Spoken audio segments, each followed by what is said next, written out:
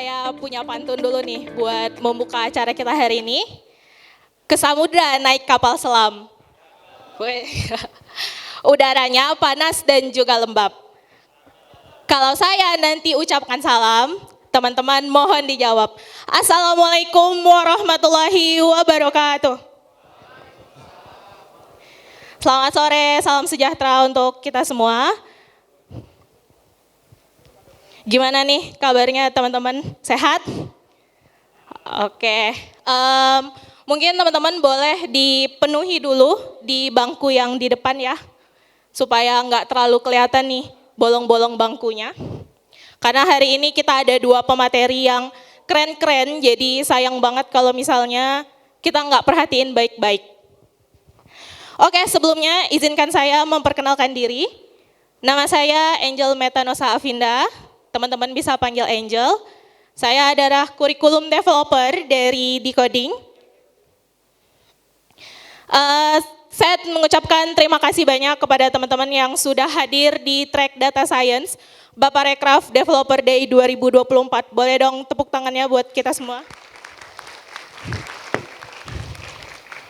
Oke, nah sebelum itu mungkin saya mau kenalan dulu sama teman-teman semuanya.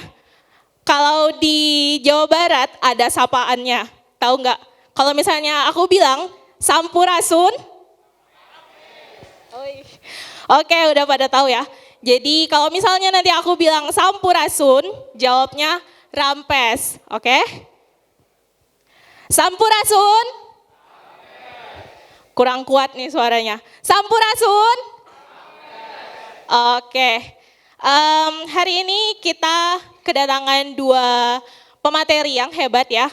Yang pertama ada Mas Ardia Dipta Nandaviri sebagai Head of Data Science and Business Insight at Kalbe.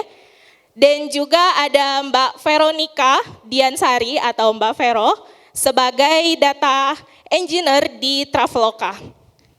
Oke, nah sama seperti machine learning yang tadi, kita ada 3 agenda. Yang pertama itu adalah pemaparan materi selama 45 menit oleh Mas Dipta. Kemudian 45 menit selanjutnya itu dari Mbak Vero dan 30 menit kita akan Q&A. Jadi teman-teman silahkan persiapkan pertanyaannya yang paling berkesan di mana nanti akan dijawab oleh para pemateri kita hari ini. Tapi sebelum itu teman-teman, aku pengen kenalan dulu nih sama teman-teman semuanya. Adakah yang mau menjadi volunteer untuk memperkenalkan dirinya hari ini? Ada? 2 orang saja? Ada atau kita tunjuk? Gimana? Aku sambil turun deh. Di sini semuanya dari Bandung nggak? Ada yang dari luar Bandung, boleh dong Cung. Yang paling jauh dari mana nih? Cimahi. Oh ya, Cimahi ya emang jauh banget sih dari sini. Yang paling jauh dari mana? Dari mana? Jawa Timur. Ada yang dari Jawa Timur? Oh ya, dari Kalimantan? Oke, ada teman-teman yang mau memperkenalkan diri dulu? 1 orang mungkin? Ada? Ada yang mau? Oke, good. Silahkan Mas.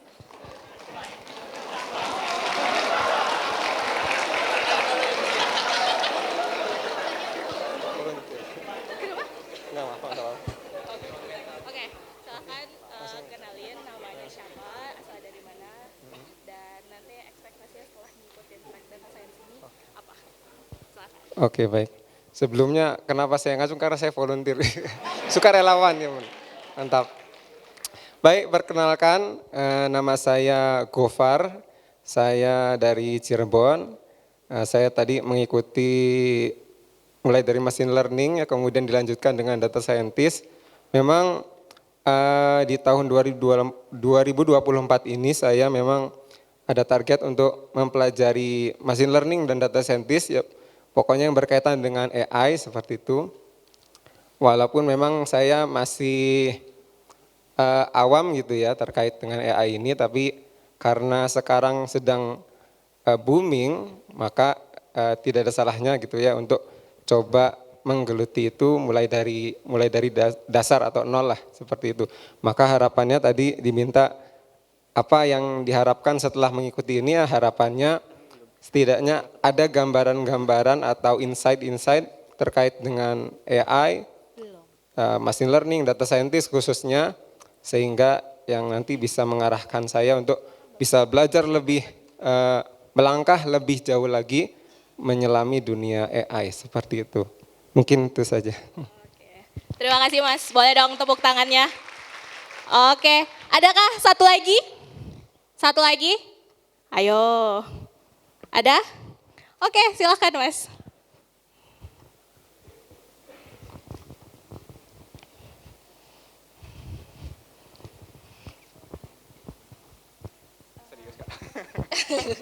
Iya, sorry. Oke, boleh.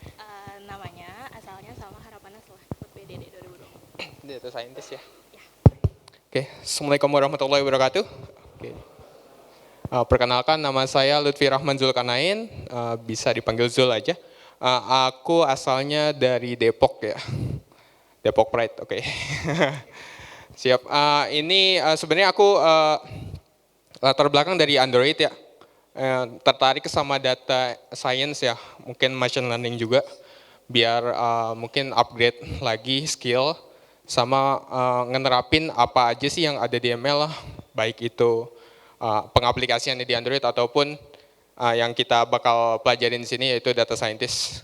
Harapannya sih setelah ikut BDD gini, paling minim aku tahu nih data scientist nanti fundamentalnya seperti apa, atau mungkin nanti yang aku bakal bisa terapin seperti apa, gitu aja sih Kak. Thank you. Thank you. Boleh dong kasih tepuk tangannya buat teman kita. Oke, kita lanjutkan. Jadi pemateri pertama itu dari Mas Dipta yang akan memberikan materi dengan judul Data Science to Boost Business Impact. Dan nanti di sesi kedua itu akan dilanjutkan oleh Mbak Vero yang membawakan judul Data Science 101, memulai karir path sebagai data scientist. Nah, ini mungkin harapannya setelah teman-teman mengikuti track data scientist ini bisa menjawab kenapa sih data science itu kayak ngehits banget sekarang, dan juga gimana caranya kalau memang teman-teman itu berminat untuk jadi data scientist. Oke, untuk tidak memperpanjang waktu, kita panggil saja pemateri kita yang pertama, Mas Dipta. Boleh dong berikan tepuk tangan yang meriah.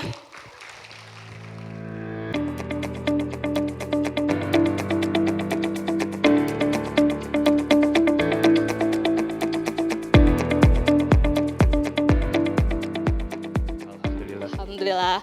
Gimana nih Mas Dipta kalau ngelihat teman-teman di sini banyak banget ya. Gimana sih pertama kali ekspresinya melihat banyak sekali nih teman-teman yang tertarik di track data science ini? Saya melihat semua matanya berbinar-binar di sini. Yes. Ger amat. Oke deh, kalau gitu kita persilahkan kepada Mas Dipta. Silakan Mas. Oke, terima kasih. Oke, loh. Ini mejanya agak lucu mejanya. Oke. Ya, bismillahirrahmanirrahim. Oke, assalamualaikum warahmatullahi wabarakatuh. Selamat sore teman-teman semuanya ya. Salam sejahtera juga buat kita semua. Semoga semua dalam keadaan sehat walafiat. Hari ini saya kebetulan diberikan kesempatan nih untuk sharing-sharing cerita-cerita tentang data science ya. Saya juga mengucapkan terima kasih sebelumnya ke Decoding sudah bersedia mengundang saya nih buat sharing-sharing sama teman-teman di sini. Sebetulnya yang ingin saya sharing di sini adalah lebih ke sifatnya apa ya? Menjahit lah. Menjahit, merajut. Dari kan teman-teman di sini udah ada yang belajar track machine learning, ada yang belajar track apa lagi? Data scientist juga di sini ya. Sebenarnya saya agak bingung kenapa machine learning data scientist ini kok dipisahin gitu. Buat saya sebenarnya itu digabung seharusnya. Tapi ya udahlah. Jadi gini, ini kan teman-teman udah banyak belajar juga nih tentang machine learning, tentang bikin linear regression dan segala macam. Nanti teman saya juga Vero, dia akan bisa cerita juga tentang data science 101 nanti ya. Nah, karena dari semua technical nitty-gritty itu tadi, saya asumsikan teman-teman udah banyak belajar lah atau bisa banyak ini. Saya di sini mau cerita tentang merajutnya menjadi data scientist yang kira-kira berharga untuk bisnis seperti apa sih? Dan juga supaya gambarannya ya kita sekarang ini tahu semua lagi hype Gen AI gitu kan. Nah ini yang salah satu yang sering timbul pertanyaan kepada saya adalah gimana ini nanti data scientist apakah keganti ini dengan Gen AI dan seterusnya gitu. Nah jadi jangan khawatir. Jadi kurang lebih saya ingin menceritakan gimana sih jadi data scientist yang harusnya sih yang masih tidak akan tergantikan ya gitu ya, dan bahwa bisa berharga untuk perusahaan. Nah itu. Semoga-moga itulah kurang lebih hikmah dari yang mau saya sampaikan sekarang ini. Oke, sekilas ini background saya. Sebenarnya background saya itu dari elektro ITB dulu. Jadi terus saya mulai karir IBM, saya pursue master degree-nya di Carnegie Mellon di robotics AI. Terus sempat berkarir sebagai robotics engineer. Dulu bidang saya sebenarnya self-driving car, self-driving truck. Balik ke Indonesia jadi data scientist karena saya penasaran apa sih yang bisa digunakan di AI di sini. AI yang beririsan di sini apa sih? Oh ternyata data science lagi banyak nih. Ya, ini kurang lebih perjalanan karir saya sempat di Amarta, terus di Gojek kurang lebih 6 tahun sambil part time di World Bank, terus sekarang saya di Kalbe sebagai head of data scientist. Kurang lebih itu, ya. Ini buat narsis sedikit, silakan buat terkonek dengan saya di sini. Ya. Nah, sebenarnya oke, nah ini adalah story-nya. Kenapa 3 ini aja deh? Nah, soalnya kata orang bijak, manusia itu sebenarnya bisa menangkap 3 topik utama aja gitu. Nah, jadi pertama, kenapa sih most digital transformation itu fails? Ya. Kedua, gimana sih kita mendevelop bisnis strategi dan talents yang tepat? Dan terakhir, contoh-contoh impactful AI seperti apa sih? Gitu. Nah, yang pertama, kenapa most digital transformation fails? Ini saya rangkum dari berbagai sumber, tapi sebelumnya saya ingin sampaikan dulu nih. Kita ini kan kayak belakangan ini sering banget ya dengar yang namanya istilah AI gitu ya. Kayak di mana-mana udah ngomong AI, wah AI, sampai saya ya kayak kebayang, ya aku jadi ngeblur gini ya, di komputer ini lucu. Nah, kita ini sekarang belakangan ini di mana-mana kita dengar kata AI, bener gak? Padahal sebenarnya dari zaman saya ketika kuliah S1 Elektro ITB dulu, kayak misalkan kita sekedar bikin line following robot yang pakai nggak ada mesin learningnya, yang bikin logiknya if then else, misalkan baca sensor ke kiri, belok ke kanan, baca sensor di kanan, belok ke kiri, itu sebenarnya juga udah AI loh sebenarnya. Gitu. Nah, dan fun fact juga, dulu 2010 saya sempat interview sebuah beasiswa ke sebuah negara di luar. Itu saya diinterview oleh salah satu profesor di sini, ditanya, kamu mau ngambil apa keluar? Saya tertarik dengan AI Pak, robotics. Saya diketawain, ngapain AI di Indonesia gitu. AI itu buat riset segala macam gitu, ngapain? Dan hasilnya 13 tahun berlalu, sekarang 2014 ya, sorry ya. 14 tahun berlalu, sekarang semua orang ngomongin AI, dan ini kayak hampir di mana-mana sekarang di dunia kerja atau di kampus semuanya kayak semua ngomongin AI gitu loh. Nah, saya ada sedikit ya teori pribadi. Sebenarnya yang semakin kita ngomongin AI, itu akan membuat mata orang makin bersinar. Wah, keren banget nih. Nah, sebenarnya di balik AI itu ya kita semua tahu matematikal aja kan sebenarnya. If then else juga dibilang AI sebenarnya gitu. Ya. Oke, nah sedikit prolog intermezzo. Nah, ini dari Forbes itu dibilang adalah 1,3 triliun US dollar itu diinvestasikan untuk membentuk digital transformasi. Gitu ya. Ini data tahun 2018 dari Forbes. Ini baru di US aja gitu, 1,3 triliun US dollar. Ternyata riset lain mengatakan bahwa 70% itu gagal. Dia tidak memberikan value apa-apa. Gitu. Dibilang gagal. Ini dari HBR, dari McKinsey dan segala macam. ternyata ini dibilang fail. Kenapa dibilang fail? Karena nggak menghasilkan return apa-apa gitu loh. Akhirnya pada ujungnya investasinya kan berakhir sia-sia gitu. 70%. Yang benar bisa memanfaatkan menghasilkan return value-nya adalah 30% aja. Pertanyaan besarnya kenapa nih gitu loh. Ini kan yang ingin kita hindari. Nah, jawabannya dari berbagai source juga. Karena sebagian besar di sini adalah orang mengedepankan AI dulu atau mesin strategi dulu sebelum ada bisnis problem yang jelas. Itu problem nomor satu. Sebenarnya masih ada beberapa problem lainnya, tapi yang sebenarnya yang faktor yang paling utama adalah ini. Banyak bisnis leader yang cenderung FOMO dengan AI. Wah, semuanya ngomongin AI nih. Kantor saya nggak mau ketinggalan dong. Ya, Dip, ini saya mau pakai AI, pokoknya semuanya harus AI gitu. AI gimana Pak? Gitu. Ya. Saya nggak mau tahu, pokoknya harus pakai AI kantor saya gitu, perusahaan saya. Nah oke gitu. Ya, alhasil, nah ini ada cerita lucu juga nih. Saya bikin semacam kayak misalkan forecasting nih, ada perusahaan, saya sempat jadi konsultan di, sebutlah ada perusahaan gitu loh, minta saya buat, ini saya mau implement AI. Nah, saya coba pelajari nih, profil perusahaan, lagi kebutuhannya apa Pak? Kebutuhannya kita selalu salah untuk memforecast untuk memprediksi kapan kita itu butuh barang, kapan kita tuh harus menyimpan barang, kapan kita harus merilis barang. Contoh kayak gitu. Oh, overstock, understock gitu ya. Kalau kita mikirnya, yaudah kita bikin algoritma forecasting aja, demand supply forecasting, bener gak? Saya bikinin tuh, wah tadinya forecasting katakanlah overstocknya sampai 20% barang. Turun 50%, jadi cuma 10% gitu. Misalkan, tadinya mereka rugi 20%, sekarang jadi overstock cuma 10%. Itu si direkturnya gini, wah keren amat, kamu pakai AI ya gitu. Oh iya Pak, betul ya, padahal saya mau bikin forecasting biasa gitu. Forecastingnya Arima doang lagi. jadi begitulah.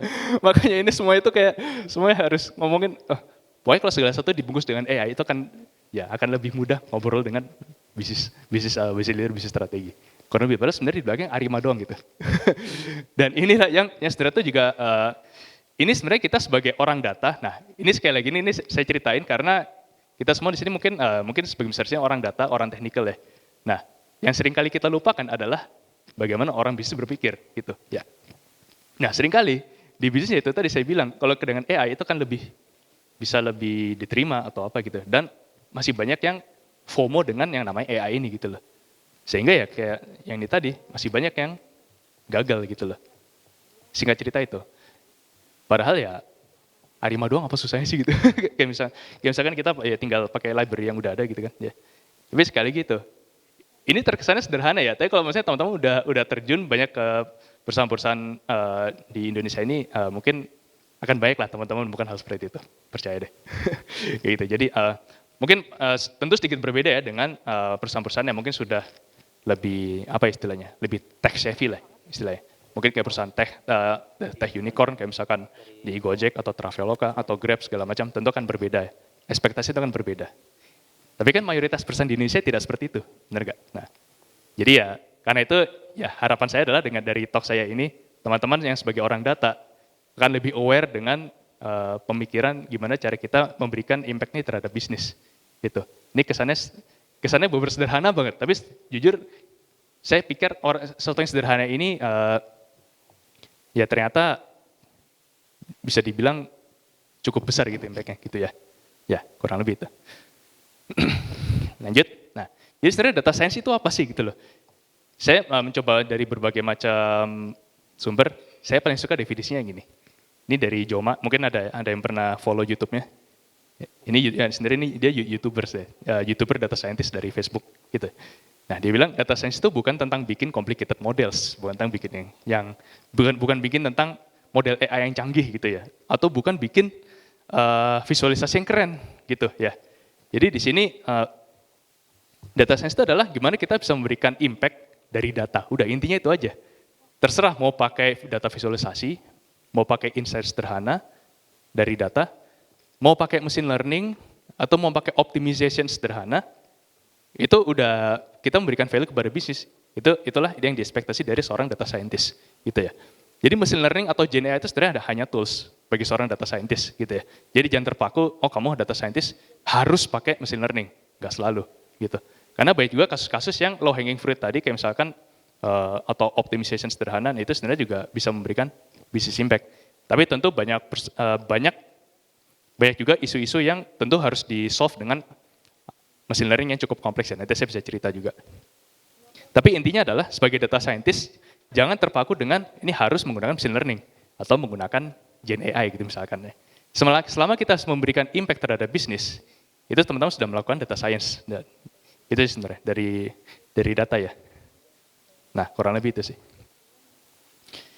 Oke, nah chapter kedua, nah, baru udah satu chapter ya. Develop strategy and talents. Seperti apa sih? Yang paling penting adalah pertama, start with clear problem definition. Ya. Karena masalah yang sudah ke-define secara jelas, itu sebenarnya udah 50% solve. Ini saya kutip dari Charles Kettering. Jadi kalau misalnya kita bisa membreakdown masalah dengan lebih detail, itu sebenarnya kok kita bisa bikin membreakdown problem seperti ini, nyala. Oke. Biasanya kita bisa membreakdown problem seperti ini, itu sebenarnya udah sangat membantu 50% problem akan ke-solve. Di sini kita bisa lihat, problem ini ada 3 isu misalkan. Isu 1 kita breakdown lagi, 1.1, 1.2, 1.3, dan seterusnya. Ini kayak misalnya contoh nih, trend salesnya menurun misalkan. Kita breakdown, isunya kemungkinan ada 3 nih. Apakah itu operating cost, atau ada pricing yang terlalu kemahalan, atau yang lain gitu.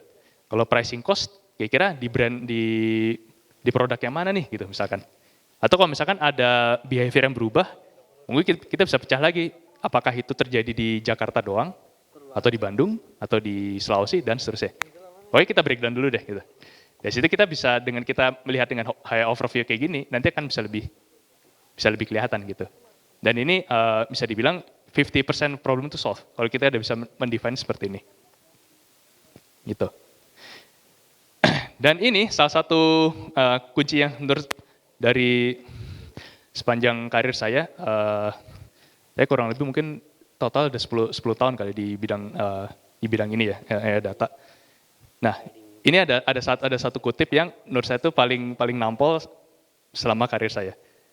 Ini saya kutip dari McKinsey Way. Dia bilang adalah, despite or possibly because of the power of facts, many business people, fear them gitu. Them itu data di sini. Jadi banyak orang bisnis yang masih takut dengan data, gitu ya. Kalau kita, di sini kuncinya adalah hiding from the facts is prescription to failure. Yang penting kita di sini sebagai data scientist, kita harus bisa slowly untuk menginfokan kalau data itu penting loh, gitu loh. Ini kesannya sederhana ya, buat kita sama orang data, kita ngobrol sama orang data, ya iyalah mas penting lah gitu loh. Nah, kalau teman udah banyak berhadapan dengan di bisnis atau berhadapan dengan banyak cemplung di perusahaan beneran, nah itu teman akan menemukan banyak challenge seperti ini. Ternyata tidak semua orang tuh bisa menerima data dengan baik gitu. Bahkan cenderung menutupi. Waduh, angkanya kok serem amat. Udah ini jangan dilaporin deh datanya gitu. Ini kok angkanya kok kayak gini? Wah, udah deh, mungkin kita lihat angka yang lain aja gitu. Ini kok di Bandung angkanya turun. Udah deh yang kita laporin angka di Jakarta aja gitu misalkan.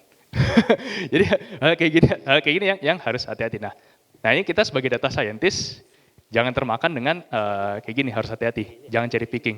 Karena kan ada namanya bias ya, bias variance. Jadi di sini harus hati-hati. Terus ini define the right metrics ya. Kita sebagai orang data scientist. Nah, inilah yang salah satu value utama kita sebagai data scientist. Kita menerjemahkan dari business problem menjadi data science problem. Dari business metrics menjadi data science metrics gitu. Nah, kayak misalkan ini contoh, ya improving revenue atau improving jumlah transaksi. Bisa nggak sih kita transaksikan kepada metricsnya data science? Nah, kayak misalkan kita bikin forecasting, mungkin pakai MAE gitu ya. Atau kalau misalkan kita bikin fraud detection, selama ini kita loss-nya $1 juta misalkan. Dengan ada fraud detection, kita bisa ngurangi jadi $1 juta jadi $10.000 misalkan, jadi kecil banget gitu. Misalkan ya.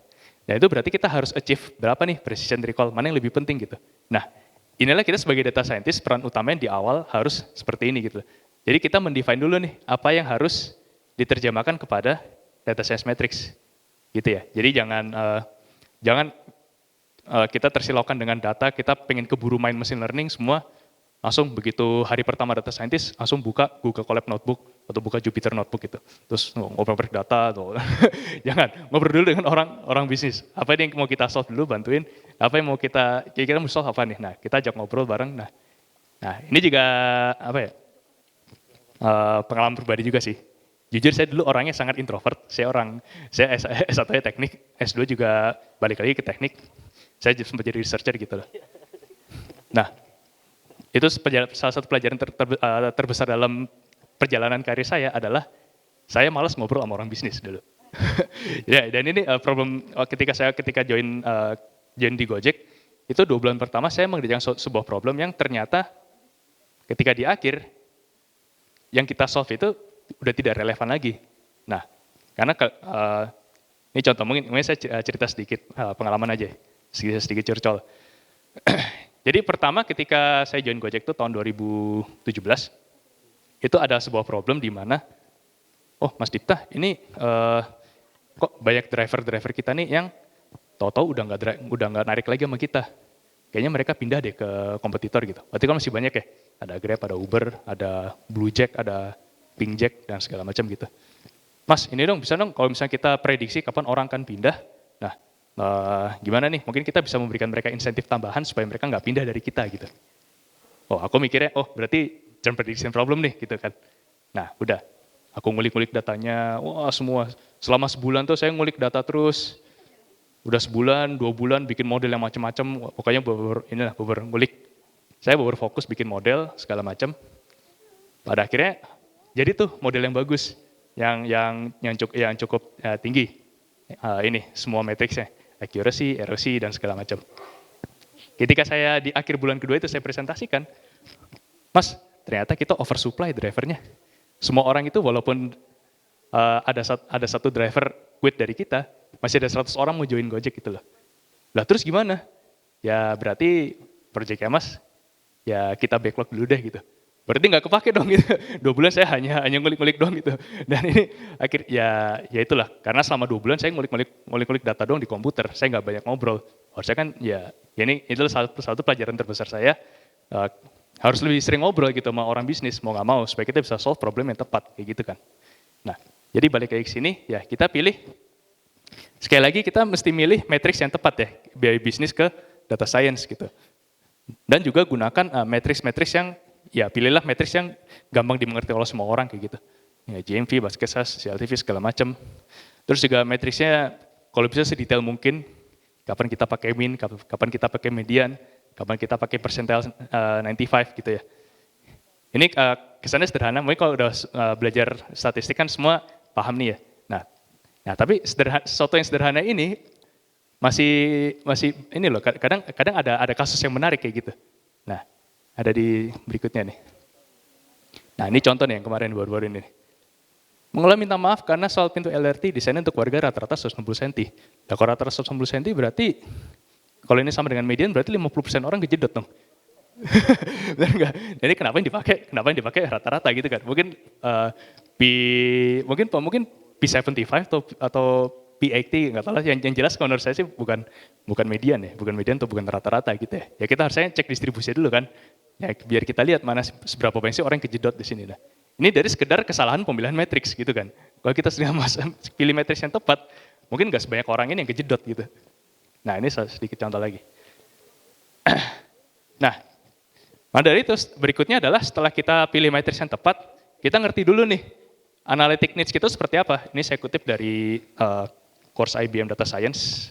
Ini cukup bagus, saya juga bisa rekomend. Ini ada 4 tipe data analytics ya. Yang pertama adalah descriptive analytics. Ini yang paling sederhana, yang kita menceritakan apa sih yang terjadi saat ini gitu ya. Jadi, oh ini saat ini lagi turun nih tren pengguna WUS misalkan, atau malah naik gitu misalkan. Nah ini yang terjadi. Berikutnya adalah diagnostic analytics, itu menjelaskan kenapa ini terjadi. Kenapa Pak? Kenapa gitu ya. Ya nggak tahu ya, makanya dibikin diagnostic analytics-nya gitu. Nah, takes the insight from descriptive analytics kan. Jadi kayak misalkan di sini yang kunci yang paling sering berperan adalah kata kuncinya correlation analysis dan causal analysis gitu ya. Kalau korelasi kan kita melihat nih, kira-kira korelasinya apa sih dari 2 variabel dan seterusnya. Ya teman-teman lebih paham lah.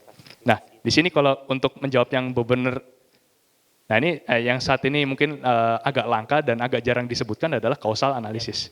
Jadi causal analysis yang baru bisa membantu menjawab apa sih yang menyebabkan sesuatu itu baru terjadi. Kayak misalkan ya udah pernah dengar juga kan, kayak ayam berkicau, matahari terbit. Tapi kalau ayamnya nggak berkicau, apakah matahari kan tetap terbit? Nah, kan berarti tetap terbit ya. Nah, itu berkorelasi. Tapi kan tidak berkausal kan. Nah itu. Nah ini salah satu area yang sebenarnya masih butuh banyak digali sih. Masih jarang yang bisa melakukan causal analysis itu sih. Saya juga masih banyak belajar di sini. Terus yang berikutnya adalah predictive analytics. Di sini ya mulai kita memprediksi apa yang terjadi di masa depan.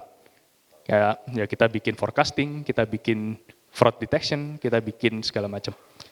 Nah, lalu preskriptif. Preskriptif ini adalah memberikan rekomendasi kepada bisnis. Kira-kira, oh berarti saya harus memberikan fokus ke campaign di daerah X misalkan. Karena di sini ternyata tren penjualannya menurun nih, customer behavior-nya berubah gitu. Nah itu prescriptive analytics, dan ini sebenarnya yang butuh yang paling kompleks, yang butuh datanya paling banyak. Jadi kalau saya summarize lagi, itu ada descriptive analytics, diagnostic analytics, predictive, dan prescriptive. Yang dimana semakin ke kanan, ini sebenarnya makin kompleks. Butuh datanya makin banyak, dan butuh analisis yang makin mendalam gitu ya. Jadi kalau bikin recommendation system juga, nah itu juga masuknya preskriptif. Kira-kira kita kayak contoh Netflix, orang ini harus kita rekomendasikan seperti apa ya, film seperti apa, nah itu preskriptif. Kan butuh data itu banyak ya. Nah, jadi itu. Nah ini kita mesti ngerti dulu nih, kira-kira yang dibutuhin itu yang mana sih gitu loh. Apakah harus langsung terjun ke prediktif? Belum tentu. Kadang diagnostic analytics juga udah bisa menjawab kebutuhan bisnis gitu loh. Nah ini juga kita ngerti dulu nih, apa yang harus dilakukan di sini. Dan dari kebutuhan ini juga, ini nyambungnya kemana sih nyambungnya? Ini nyambungnya, ini adalah nyambung ke talent yang harus di-hire oleh sebuah perusahaan tersebut. Gitu ya. Nah kenapa nih? Nah ini ceritanya gini. Misalkan perusahaan tersebut kasusnya baru descriptive analytics doang. Berarti yang di-hire baru business analyst atau data analyst doang gitu. Mungkin belum butuh data scientist. Nah ini contoh ya. Nah ini beberapa peran-peran di bidang data diurutkan berdasarkan siapa sih yang harus di-hire duluan gitu. Yang jelas paling pertama adalah business analyst, karena dia akan membantu menerjemahkan dari ngobrol dengan bisnis tadi, bisnis problemnya apa sih, objektifnya apa. Nah dia akan bikin requirement yang jelas, bantu nih gitu. Nah terus ini mungkin dia juga bisa bikin analytics yang sederhana, pakai Excel sheet gitu misalkan. Udah bisa, oh ini trennya kayak gini Pak, nah bisa analis doang cukup. Kalau udah mulai ngumpulin banyak data, nah data engineer dibutuhkan. Ini yang mungkin kayak belakangan ini sering terjadi perdebatan di Twitter gitu ya. Ini kok tentang data engineering gitu. Ya ini cukup menarik nih. Jadi sebenarnya ini belakangan ada tren yang menyebutkan bahwa data engineering itu lagi supply-nya lagi kurang. Ada yang menyebut kayak gitu. Saya susah banget nih mas nyari data engineering gitu. Semua orang pengen jadi data scientist tapi nggak ada yang mau jadi data engineer gitu. ada yang sempat ngomong kayak gitu. Ya betul juga sih. Kebetulan ya tempat saya sekarang di Kalbe kita juga lagi butuh banyak data engineer. Karena dengan kita mulai transformasi digital yang harus dirapikan kan data yang dulu gitu loh. Data yang dulu yang dirapikan. Nah si data engineering ini peran utamanya adalah merapikan data. Nah merapikan data, gimana bikin data modeling efisien, gimana orang kalau nge-query data itu nggak perlu query-nya berlama-lama gitu. Karena ya saya pernah menemukan ada beberapa mungkin di perusahaan-perusahaan yang data engineering-nya belum siap, itu seperti satu tabel ada 1000 kolom gitu misalkan. Sehingga kita nge-query setengah mati gitu query-nya. Mungkin query yang sederhana aja tuh bisa makan waktu yang sangat lama gitu kan. Karena datanya nggak didesain dengan baik di awal. Nah, jadi data engineering itu penting gitu. Berikutnya data analis, yang dia melakukan si descriptive analytics, diagnostik, dan mungkin sedikit prediktif gitu ya. Nah ini data analis. Baru terakhir dibutuhkan adalah data scientist. Yang ini kalau udah kita banyak mengerjakan prediktif dan preskriptif itu tadi gitu loh. Jadi dia implementasi machine learning, mengotomatis, bikin eksperimen dan seterusnya. Jadi baru kita hire data scientist. Nah, ini kenapa saya ceritain di sini? Karena seandainya nanti teman-teman mungkin akan mendapatkan mungkin lagi job hunting nih gitu loh. Terus dapat tawaran menjadi data scientist. Oh, kita mencari data scientist Mas gitu loh. Nah, mungkin pesan saya adalah coba cek dulu tim data engineering-nya seperti apa gitu. Oh, kita belum ada data engineering Mas. Nah, jadi itu ya, ini mungkin saya peringatkan di sini, kalau seandainya teman-teman menerima tawaran sebagai data scientist di perusahaan yang belum ada data engineering ya siap-siap saja teman-teman akan menjadi data engineering juga gitu. Ini kisah nyata ya, kisah nyata. Saya udah banyak banget nemu kasus-kasus kayak gini gitu. Karena ini step ini kelewat gitu loh. Dia hire data scientist duluan, di ujung duluan, tapi data engineering nggak ada gitu. Dan iya, pada akhirnya yang orang yang seharusnya di hire sebagai data scientist akan jadi data engineer gitu. Jadi ya, ya saya hanya memperingatkan saja. Kalau misalkan ingin langsung menerima ya silakan saja, dicoba saja gitu. Nah, kalau analitik kompetensi seperti apa sih? Nah, kurang lebih ya ini ya. Mungkin teman-teman udah terlalu sering melihat ini. Kalau lebih detailnya mungkin ada T-shape gitu ya. Ada math, statistik, computer science, business acumen, terutama di problem solving. Itu kurang lebih. Ini saya skip aja deh. Nah, dan yang paling penting lagi adalah critical thinking. Nah, ini yang mesti kita miliki sebagai data scientist juga. Ini nggak cuma data scientist sih, hampir semua role yang di data harus punya critical thinking skills. Nah, kurang lebih kalau kita bagi, kurang lebih ada 5 ini ya. Observasi, analisis, inference, komunikasi, dan problem solving. Nah, critical thinking di sini, inilah yang masih, kalau kayak saya katakan, skill critical thinking ini yang membuat data scientist manusia belum akan tergantikan oleh Gen AI. Mereka nggak akan bisa mikir lebih ini, kecuali kalau kita memberikan prompt yang dengan baik gitu ya. Nah, kayak misalkan gini. Ini kita bisa menggunakan Gen AI nih, kayak contoh gini. Misalkan, gimana cara kita bisa menaikkan revenue? Nah, coba bisa di breakdown lebih detail lagi. What are the channels that we should focus more in order to raise revenue gitu loh. Jadi hal-hal seperti ini yang Gen AI itu bisa membantu kita untuk menanyakan hal yang lebih kritis gitu ya. Jadi kita bisa menggunakan ini supaya kita bisa lebih valuable untuk memberikan ini dalam problem solving. Contoh berikutnya, nah, customer kita sebenarnya butuh apa sih? Nah, coba pertanyaan lagi yang lebih spesifik. Ini dengan bantuan Gen AI juga nih. How can we conduct comprehensive market research dan bla bla bla. Nah, tapi di sini ya gunakan Gen AI ini supaya bisa membantu kita untuk bisa mendefine problem yang lebih baik lagi, gitu. Jadi nggak cuma buat generate ini ya, generate gambar atau generate meme kayak gitu. Ini sebenarnya sangat berguna ini. Iya, how to improve our market share compared to our competitor. Nah, dia ngebantu juga ini breakdown. Nah, ini sangat berguna sih buat kita bantu mendefine business question. Tapi tentu jangan lupa untuk kembali ke business stakeholder kita untuk membicarakan apakah ini benar, apalagi ini bisa improve gitu. Jadi anggaplah sebagai teman brainstorming gitu ya. Nah, kurang lebih itu sih. Jadi kalau saya summarize di chapter 2 ini, mendefine bisnis strategi dan hiring direct talents itu salah satu kunci supaya perusahaan itu bisa pas untuk menggunakan AI dan meleverage data scientist gitu ya. Nah, cerita bagian ketiga, bagian impactful AI ini, bagian terakhir ya. Nah, tapi sebelumnya, mungkin saya cerita sedikit, sebelum kita membangun impactful AI, perlu yang namanya data foundation gitu di sini penting.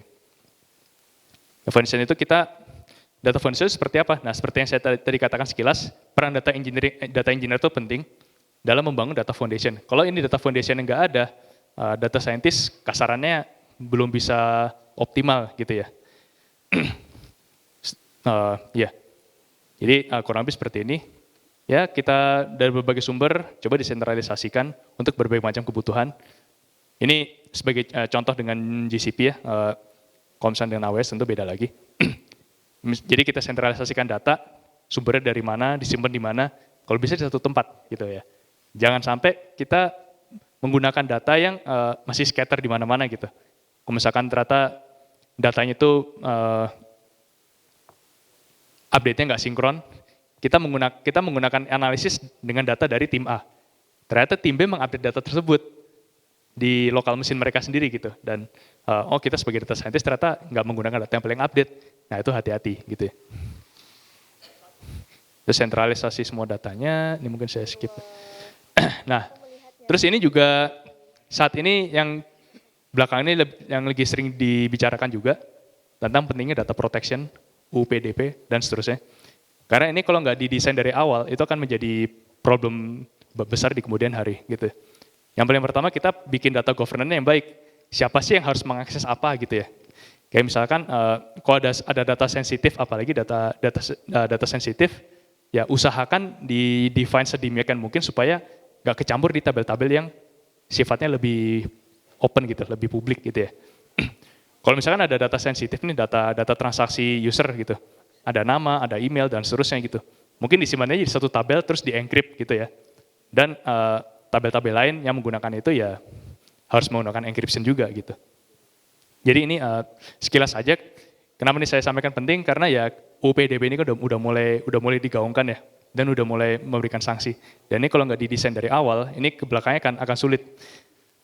Contohnya gini, misalkan di awal ada kita mendefinisikan ada 100 tabel, misalkan kita bikin 100 tabel. Di 100 ini ada informasi sensitif, ada nama, email, nomor HP dan seterusnya. Di 100-100-nya. Karena kita nggak desain dari awal, di semua ini kecampur, ada ya data sensitif kecebar di banyak tabel gitu kan. Alhasilnya ketika kita ingin comply dengan UPDB sekarang ini, itu teman-teman harus mengencrypt 100-100-nya loh, atau menghapus atau ya pekerjaan jadi besar gitu. Nah kalau kita define dari awal, yang tabel yang harus ada sepertinya cukup satu aja, nah itu ke belakangnya akan jauh lebih mudah. Jadi singkat cerita itu sih. Jangan lupa kalau ketika membangun data foundation, data governance harus dipikir juga. Gunakan same tech stack in the company, ini juga. Itu sih. Nah baru nih masuk ke impactful AI use case-nya. Mulai seperti apa nih? Nah, oke. Pertama saya cerita di Kalbe dulu ya. Nah, saya di Kalbe jujur baru 9 bulan kurang lebih.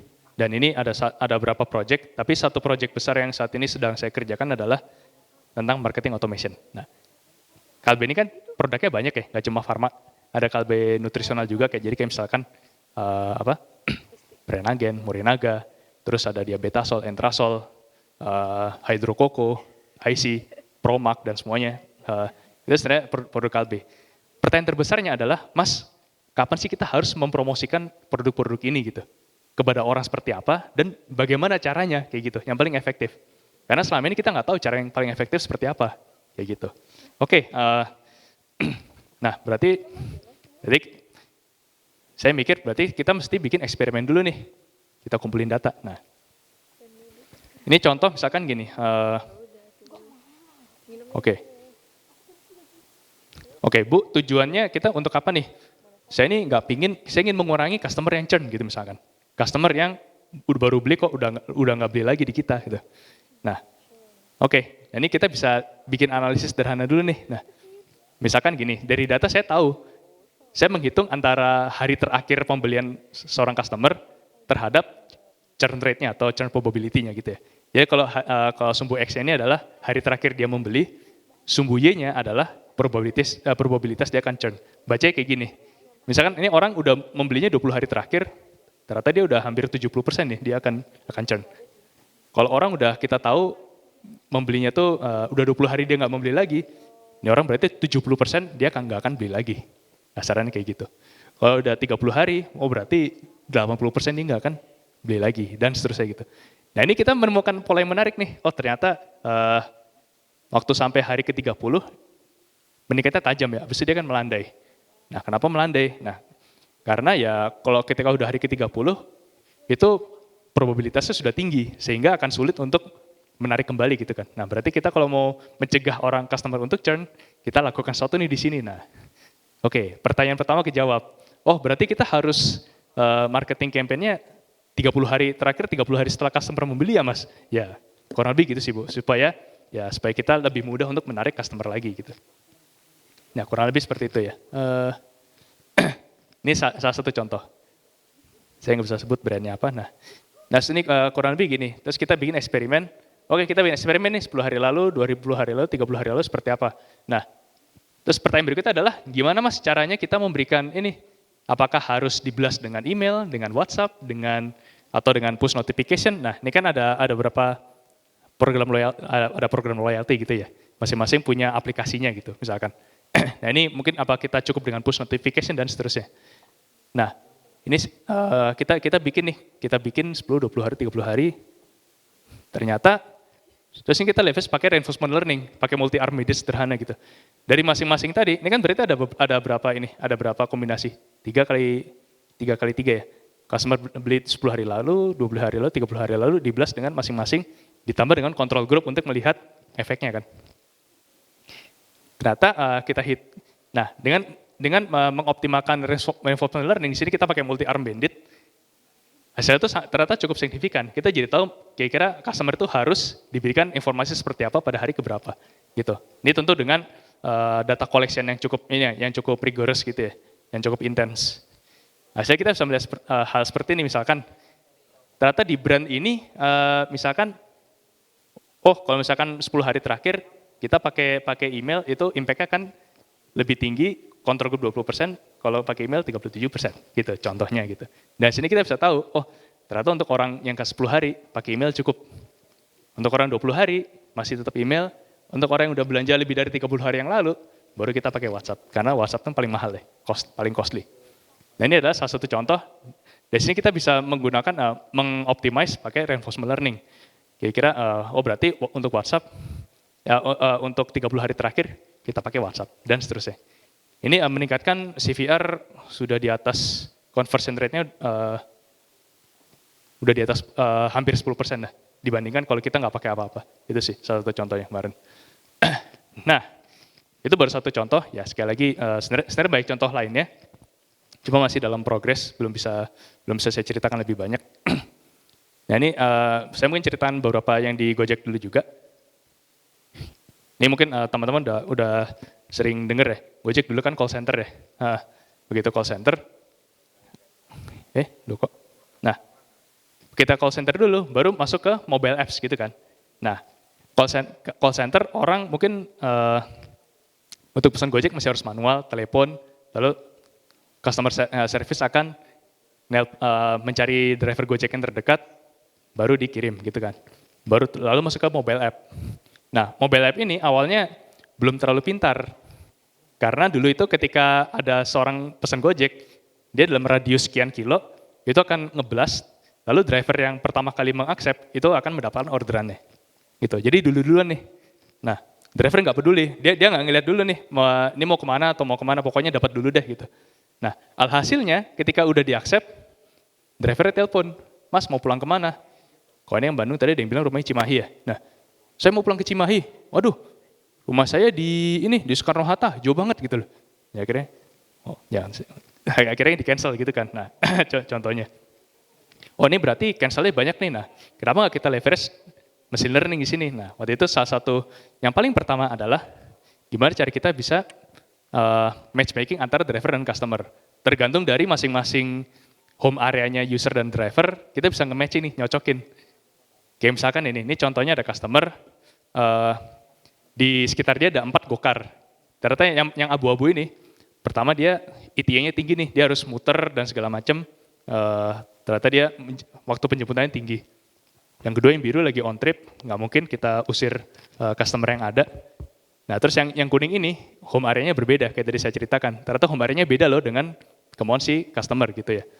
Akhirnya yang dipilih yang hijau. Padahal hijau ini kelihatannya di peta sekilas kok jauh banget gitu loh. Kok driver saya jauh banget? Karena dia yang probabilitas untuk menyelesaikan orderannya paling tinggi gitu. Nah, di sini kita bisa waktu itu kita menurunkan cancellation rate-nya. Rasio driver akan meng-cancel itu saya nggak bisa nyebut angkanya, tapi sangat signifikan lah intinya di situ. Nah, di sini kita ini feature-feature yang kita gunakan, customer, driver, lokasi dan seterusnya.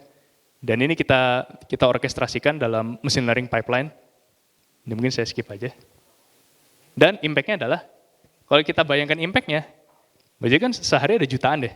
Nah, kalau misalkan dulu pakai call center, setiap memanggil driver butuh 20-30 menit, tapi sekarang jadi cukup 1 menit, 2 menit gitu loh. Berarti kita akan nge-save waktu kurang lebih 50 man years. Itu dengan, inilah waktu yang kita save dengan si machine learning driver matchmaking tadi, gitu. Ini salah satu impact yang paling besar di Gojek ya, dengan project data science. Nah, berikutnya ini sedikit nyambung ke LLM ya, kan ini lagi rame. Ya sebenarnya dulu Gojek udah meleverage juga LLM. Kita itu gunakan untuk project POI. Jadi kayak misalkan dulu ketika ada orang penjemputan misalkan di Blok M. Tapi Blok M itu kan sebenarnya titiknya banyak ya. Bisa di sini, bisa di situ, bisa di situ. Nah, ini yang area biru, ternyata pas ketika kita lihat penjemputan ya, dari chat historical kita tahu, oh yang biru ini artinya depan air mancur. Kita lihat dari historical chat data. Yang kuning, oh di lobby Blok M Square. Dari chat historical data. Dan seterusnya. Depan BCA, pojok dekat hotel Melawai. Yang mana kadang pernah ada cluster juga, ternyata tulisannya yang paling banyak, ini dekat gerobak tahu bulat gitu. Yang kita bingungnya, ini kalau gerobaknya jalan, hilang dong POI-nya. Ya itu salah satu yang menarik juga. Nah, tapi ini kan banyak banget ya, nggak mungkin kita manusia manual, kita ngelihat satu-satu nih, mana sih yang penting gitu loh. Nah, di sini kita meleverage, ada algoritma dari Google, yaitu BERT dulu, algoritma BERT. Ini salah satu bentuk transformer yang dirilis oleh Google. Nah, ini kita leverage dengan data-data bahasa Indonesia yang waktu itu banyak di crowdsourcing oleh Indo NLU. Salah satu badan research yang di ITB ya. Yang waktu itu di spearhead oleh Bu Ayu. Nah ini kita mencoba menggabungkan data-datanya dan juga dengan chat historical data, kita bisa tahu nih kira-kira yang penting ya mana sih areanya. Nah dari situ kita bisa bikin pick up point seperti ini. Oh di sini di seberang McD dan seterusnya. Ini salah satu project yang juga meningkatkan efisiensi yang cukup luar biasa gitu sih.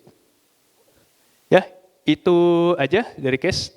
Kalau saya summarize ceritanya, dan untuk improve business, nah pertama kenapa sih transformation itu fails mostly? Karena banyak yang fokus ke AI dulu sebelum bisnis problem seperti apa, belum jelas. Yang kedua untuk develop strategi dan talents, ya harus mengerti dulu kebutuhannya seperti apa, menerjemahkan bisnis problem jelas seperti apa. Dan terakhir, dengan kita menjahitkan semua tadi, harapannya kita bisa mengimplementasikan AI dan data science yang benar-benar bisa memberikan business impact, seperti kasus-kasus yang saya ceritakan barusan. Itu kurang lebih sebagai quote penutup, if you're not willing to learn, no one can help you. If you are determined to learn, no one can stop you.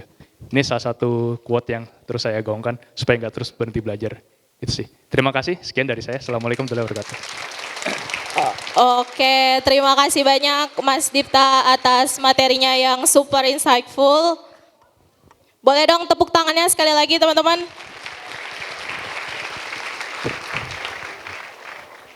Oke, Mas Dita boleh dipersilakan duduk terlebih dahulu. Nanti kita akan Q&A. Tapi sebelum itu teman-teman, bagi teman-teman yang punya pertanyaan, silakan scan Q&A yang tertampil pada layar. Persiapkan pertanyaan-pertanyaannya yang nanti akan dibahas oleh Mas Dipta dan juga Mbak Vero. Tapi sebelum kita panggil pemateri kita yang kedua, kita akan melakukan polling terlebih dahulu ya. Silakan operator boleh ditampilkan. Nah, di sini ada pertanyaan, seberapa kenal teman-teman terhadap data science? Nah, di sini itu ada 3 opsi. Silahkan isi yang paling sesuai dengan keadaan teman-teman, tidak ada yang salah dan tidak ada yang benar. Ini hanya untuk survei saja. Silahkan diisi sekarang. Oke, sambil teman-teman mengisi, kita sambut saja pemateri kita yang kedua, Mbak Veronica. Boleh dong berikan tepuk tangannya yang meriah.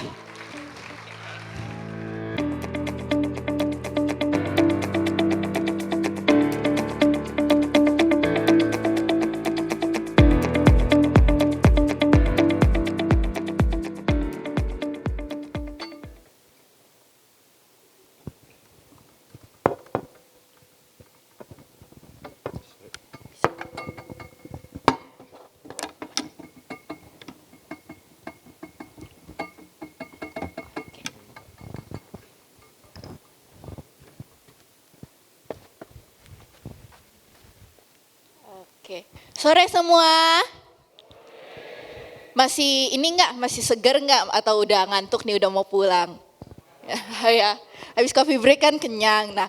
Nah, sebelum saya memulai speaking saya, coba dong dari tadi kan tepuk tangannya udah untuk moderator, udah speaker. Nah, coba sekarang kalian tepuk tangan untuk diri kalian sendiri karena sudah bertahan sampai sore ini. Yuk. Oke, mantap. Oke, perkenalkan, nama saya Veronica Diasari. Meskipun saya bawain speaking tentang data science, jadi sebenarnya saya adalah data engineer. Jadi kok bisa sih seorang data engineer ngomong tentang data science? Benar kata Kak Ditya tadi, banyak banget role sebenarnya di tim data. Cuma mungkin yang terkesan seksi sekarang adalah data science. Nah, gimana sih kalau misalkan kita mau memulai karir sebagai data science? Nah, tadi sebenarnya Mas Ditya itu udah bahas beberapa materi yang mau saya bawakan. Jadi mungkin kita bisa mempersingkat yang udah dibahas dan bisa lebih in-depth di section yang lain. Nah, sebelumnya tadi sebenarnya saya minta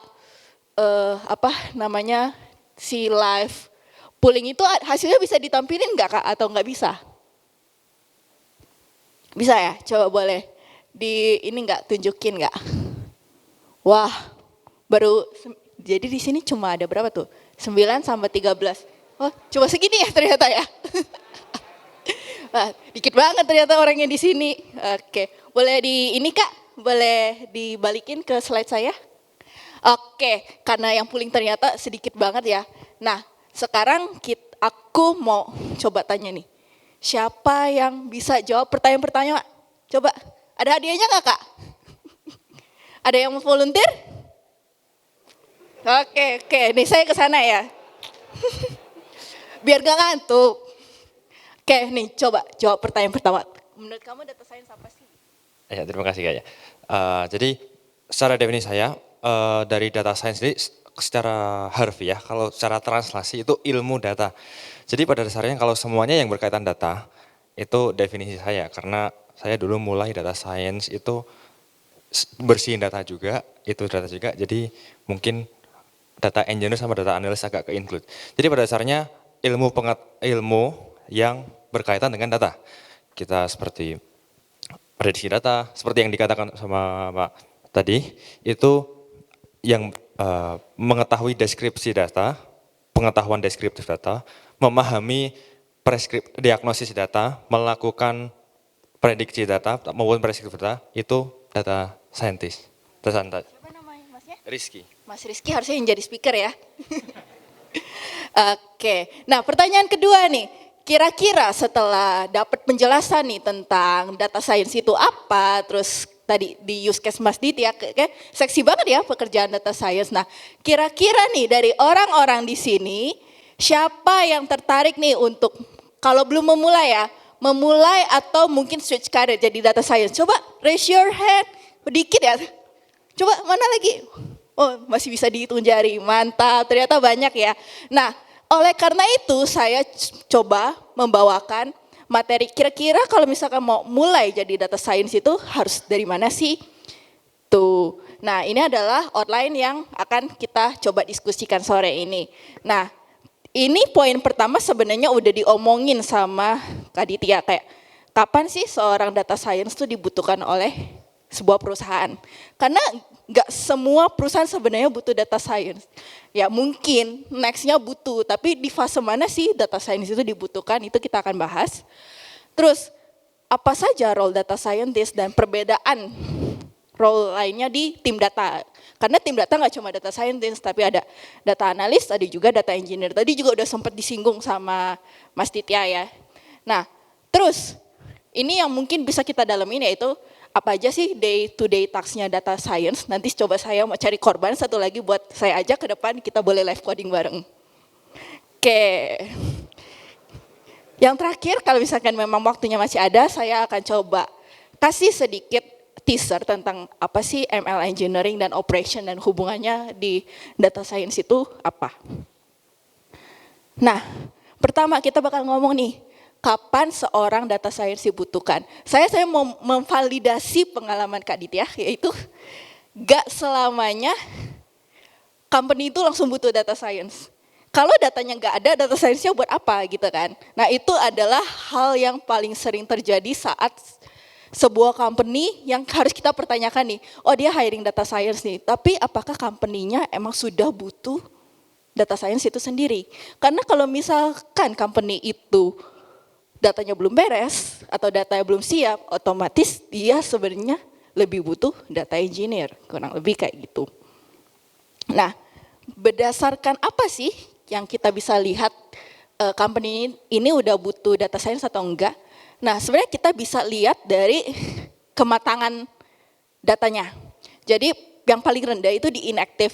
Nah, company yang mungkin datanya belum terlalu mature, biasanya mereka bakal membuat suatu decision berdasarkan pengalaman mereka gitu. Misalkan mereka udah ngelakuin sales offline di event A gitu, terus dilakukan weekend, salesnya naik 50%. Karena mereka sudah pernah melakukan itu, mereka bisa mengambil keputusan, oh yaudah kita bikin discount sales selanjutnya di weekend juga di tempat mungkin yang dengan populasi yang sama, kurang lebih kayak gitu. Jadi nggak ada base data yang spesifik, mereka menggunakan intuitif. Jadi datanya emang tidak dipakai sama sekali.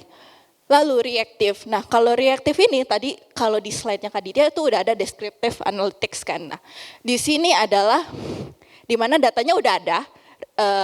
Misalkan kayak kita ada satu company jualan baju di mall A gitu. Oh di mall A ini hasil salesnya segini. Kalau misalnya kita mau jualan lagi nih bikin event di mall itu, apakah kita bisa lakukan atau enggak, karena udah ada datanya, terus kita bisa bikin report hasil penjualannya, dari sana kita decision makingnya sudah lebih jelas, apakah ini kayak break even point atau enggak. Kalau misalnya enggak break even point, ngapain kita ngelakuin event yang sama gitu kan. Terus yang level ketiga adalah proaktif, di mana kalau di sini yang dilakukan pada data tersebut adalah udah prediktif dan udah diagnosis. Jadi udah ada forecastingnya, udah ada kira-kira kalau misalkan kita udah punya data ini, kita udah punya reportnya, habis itu kira-kira nanti kalau misalnya kita ngelakuin misalkan discount sales yang sama, itu hasil penjualannya bakal berapa ya? Nah di situ adalah di mana data itu sudah menjadi proaktif. Lalu yang inovatif itu sama. Prosesnya adalah setelah bisa diprediksi, supaya bisa ngeboost penjualannya lebih lagi, itu kita harus ngelakuin apa. Jadi ada action itemnya. Dan most likely di inovatif ini yang saya garis bawahi adalah ketersediaan data itu near real time atau real time. Jadi data yang dialirkan itu hampir kayak live gitu. Jadi mungkin kalau misalkan kayak di Traveloka sendiri kan, kalau misalkan tahu atau Gojek recommendation systemnya, misalkan nih kalian habis di Traveloka deh, kalian coba cek hotel, terus habis itu kan ada recent search nih. Nah recent search kalian tuh kan datanya langsung masuk tuh, nggak nunggu sejam kemudian atau nunggu hari besoknya, itu langsung bisa jadi input untuk recommendation selanjutnya gitu. Itu yang disebut data near real time. Nah, terus sekarang ini adalah 3 role yang populer di tim data, tapi yang paling seksi adalah si data scientist ini. Nah, kira-kira kalau misalkan kita perbandingkan itu bedanya apa sih gitu kan. Nah, kalau by roles itu tadi ya, kalau misalkan kita satu company punya datanya kan lumayan bervariasi ya. Nah, data ini harus menghasilkan suatu insight. Nah, bisa dashboarding, bisa reporting. Nah, itu adalah kerjaan data scientist. Di mana si dashboard dan reporting tadi itu bisa menghasilkan suatu keputusan. Kalau si data engineer, dia adalah si roles yang menghasilkan pipeline atau gimana data yang banyak banget sumbernya itu bisa dikumpulkan atau kita sebut kayak pipelining gitu kan. Nah itu adalah kerjaan data engineer. Makanya kalau misalkan suatu company nyari data science tapi nggak ada data engineer, sama kayak dibilang Kak Diti ya tadi, pasti kerjaannya jadi data engineer karena kita harus rapiin datanya dulu, kumpulin datanya di suatu tempat baru bisa diolah atau dipakai.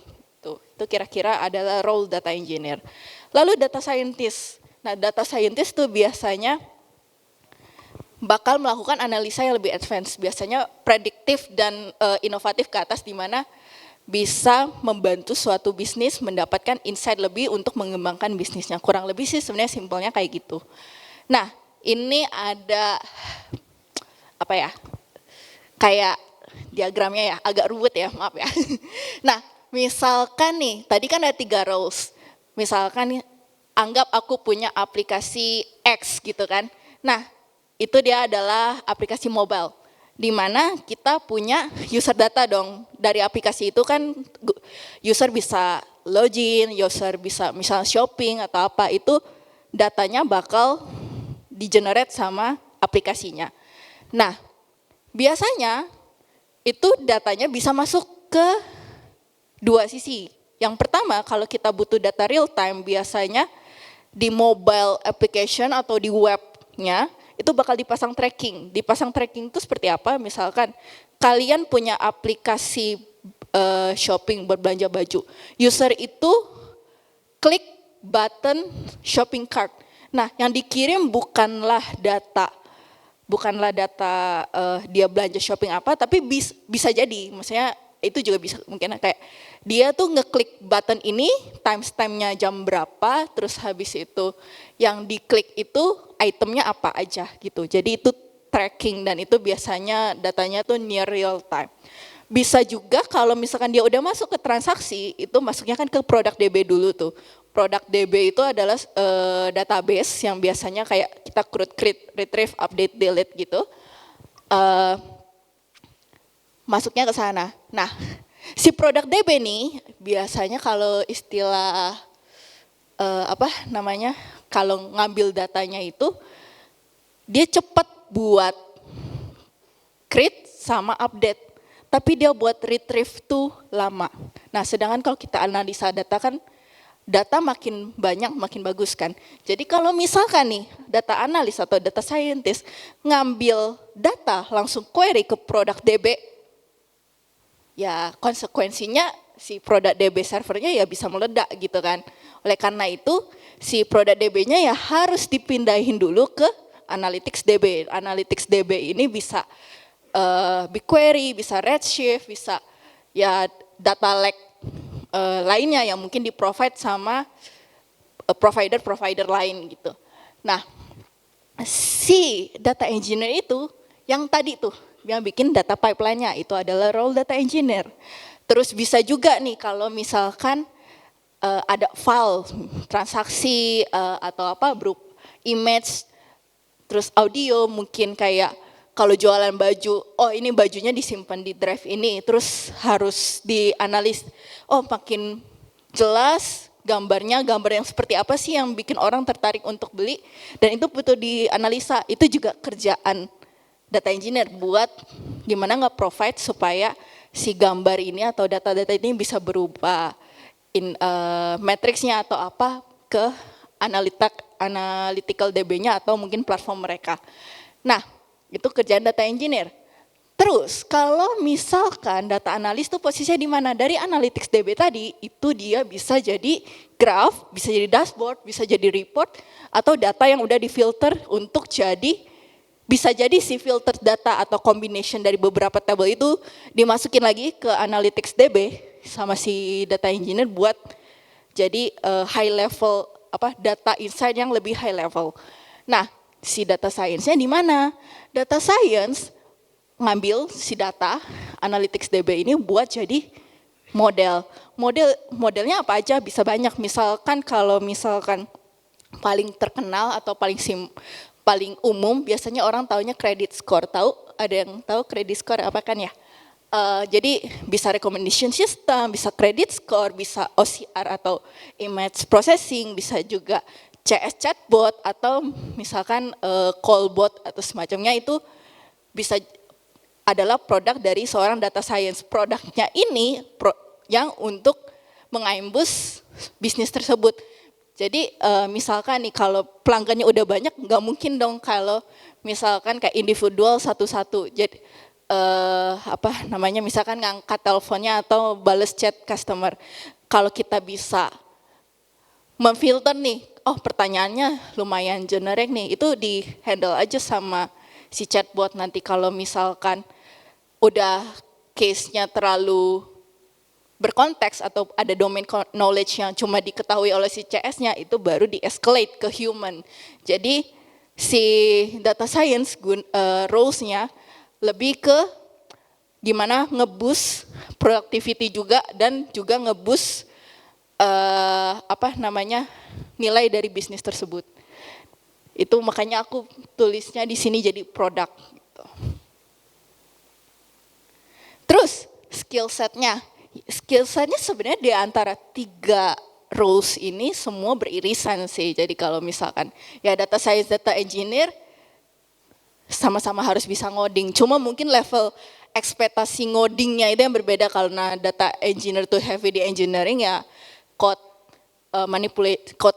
manipulationnya harus lebih tinggi daripada data science. Tapi data science-nya harusnya lebih berat di statistical analytics-nya sama bareng kayak data analis. Nah itu mungkin bisa lihat irisannya di sini. Terus secara tech stack ini kayak lumayan general sih ya. Kayak ya kalau data analis, tapi 3-tiganya ini karena berurusan sama data ya minimal bisa nge-query lah gitu. Meskipun query sekarang macam-macam ya gitu. Kayak bisa dari NoSQL, bisa SQL atau GraphQL kalau tahu. Tuh, itu juga banyak macamnya, tapi kurang lebih ini adalah tech stack yang biasanya digunakan oleh masing-masing role. Jadi kalau misalnya mau jadi data science berarti ya minimal bisa Python, R, bisa pakai library machine learning juga. Bahkan sekarang saya computing dulu nggak terlalu gimana jadi preschool, tapi karena sekarang company itu banyak pakai managed service kayak GCP, AWS atau mungkin Alibaba gitu kan. Itu ilmu bisa menggunakan tools dari cloud computing itu juga increase untuk jadi kayak requirement. Nah, sekarang kita ngomong ke core materialnya, yaitu data science life cycle. Kira-kira data science itu sebenarnya kerjanya ngapain sih? Nah, data science itu yang tadi graf sebelumnya kan nge-build produk. Nah, nge-build produknya itu dari mana mulainya? Bisa dibilang kalau kita analogikan tuh data science-nya itu yang mau ngebuat rumah. Terus dia punya blueprint gitu. Problemnya adalah, pertama kita harus cari problemnya dong, kalau nggak ada problemnya buat apa kita ngerjain sesuatu kan. Misalkan dia mau buat rumah, itu problemnya. Rumahnya seperti apa, itu harus dianalisa, harus tahu spesifikasinya. Taunya dari mana? Ya tahu dari blueprintnya, itu sebagai kayak klasifikasi, oh aku mau buat rumah tingkat 2, ukuran lantainya berapa. Itu adalah hasil apa dari data-data yang ada, atau mungkin dari budgetingnya, itu kayak gimana blueprint itu bisa membentuk suatu rumah. Oleh karena itu kayak kita bisa bilang nih kira-kira fase-fasenya apa aja sih. Pertama kita harus collecting datanya. Collecting datanya itu biasanya udah lumayan rapi kalau misalkan ada data engineer. Tapi data collection itu enggak terbatas cuma dari DB ya atau dari data lake gitu. Tapi bisa jadi dari misalkan nge-scraping gitu. Nge-scraping itu juga kan data collection, misalnya dari web kita ambil review misalkan dari kompetitor atau data dari mungkin yang same gitu. Misalkan dari OTA, sesama OTA kita bisa sama-sama nge-scrape gitu kan.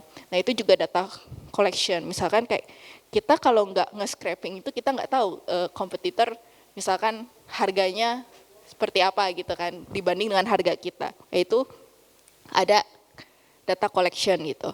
Terus data yang di collecting tadi yang diambil itu belum tentu bersih gitu. Bisa jadi datanya salah. Nah, semua yang berkaitan dengan teknologi biasanya pegang satu prinsip, GIGO namanya, garbage in, garbage out. Jadi kalau misalkan data yang masuk jelek atau bias atau misalkan nggak make sense, itu nanti modelnya juga nggak bakal make sense juga gitu. Jadi dari awal datanya harus bersih dan setidaknya bagus dan fit buat si cases yang mau kita kasih. Nah, ngomong-ngomong soal fit, di data science ada istilahnya underfit sama overfit.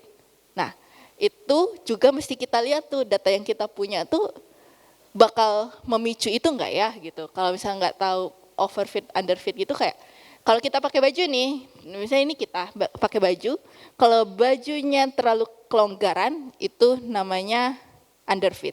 Tapi kalau misalnya bajunya terlalu ketat sampai kayak membentuk bentuk tubuh kita, itu namanya overfit. Jadi ketika baju itu dipakai sama orang lain, nah itu jadi nggak muat gitu, kurang lebih kayak gitu.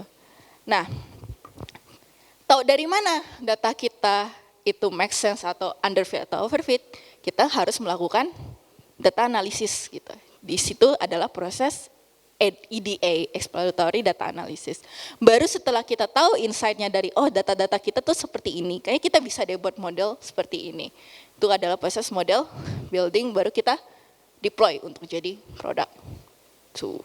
Sebenarnya ini sekilas saja, jadi banyak, kurang lebih sebenarnya sama kalau dilihat kayak gini kan, kita cari dulu dari business understanding-nya dulu, problemnya apa, terus baru ke data understanding-nya, preparation yang tadi collecting, terus kita modeling, terus masuk ke evaluasi, terus masuk ke deployment. Nanti deployment ini sebenarnya nggak langsung berhenti, pasti ada monitoring lagi, terus diupdate lagi modelnya, apakah modelnya masih relevan atau tidak gitu. Jadi makanya namanya life cycle. Ini juga another method, tapi sebenarnya sama aja ini, apa namanya, prosesnya kurang lebih sama. Nah, ini contoh kasus. Saya pakai dataset yang lumayan cukup gampang harusnya, yaitu e-commerce membership. Jadi misalkan kita punya website, terus kita ada feature bisa pakai membership. Nah di sini kalau misalkan kita yang punya bisnis ini, kita mau memaksimalkan income kita nih dari membership, member-member kita. Kira-kira kita harus pakai strategi apa sih gitu, kurang lebih itu yang mau kita kulik. Nah pertama yang kita harus tahu adalah kalau tadi problemnya itu kita mau memaksimalkan keuntungan atau profit kita. Nah, gimana cara bikin modelnya? Kita harus tentuin dulu tekniknya apa gitu. Nah, ini aku coba pakai yang top data science teknik. Ini sebenarnya harusnya lumayan entry level ya. Nah, classification yaitu ngebedain data ini kategorinya yang mana sih? Itu namanya classification. Terus kalau regression ini adalah cari korelasi. Sebenarnya ini kan ada sumbu X, ada sumbu Y. Di antara dua faktor itu, kira-kira ada hubungannya apa gitu kan. Makin dia mepet ke line yang tengah itu berarti korelasinya makin tinggi, kurang lebih kayak gitu. Terus clustering itu kayak, oh dia sebenarnya masuknya ke grouping juga, tapi metodenya adalah dia mencari yang paling dekat sama dia, yang kesamaannya paling dekat kemana, terus dia tetanggaannya sama siapa, makanya dia di cluster gitu. Nah, ini boleh, ini Jupyter, aku pakai Google Colab, jadi kalau teman-teman mau coba di rumah atau boleh di make a copy Google Colab-nya, terus boleh coba-coba sendiri, data science-nya juga udah aku sediain, sini ya. Nah, kelihatan? Tuh aku tuh, wah 21 menit lagi. Nah, jadi aku udah siapin.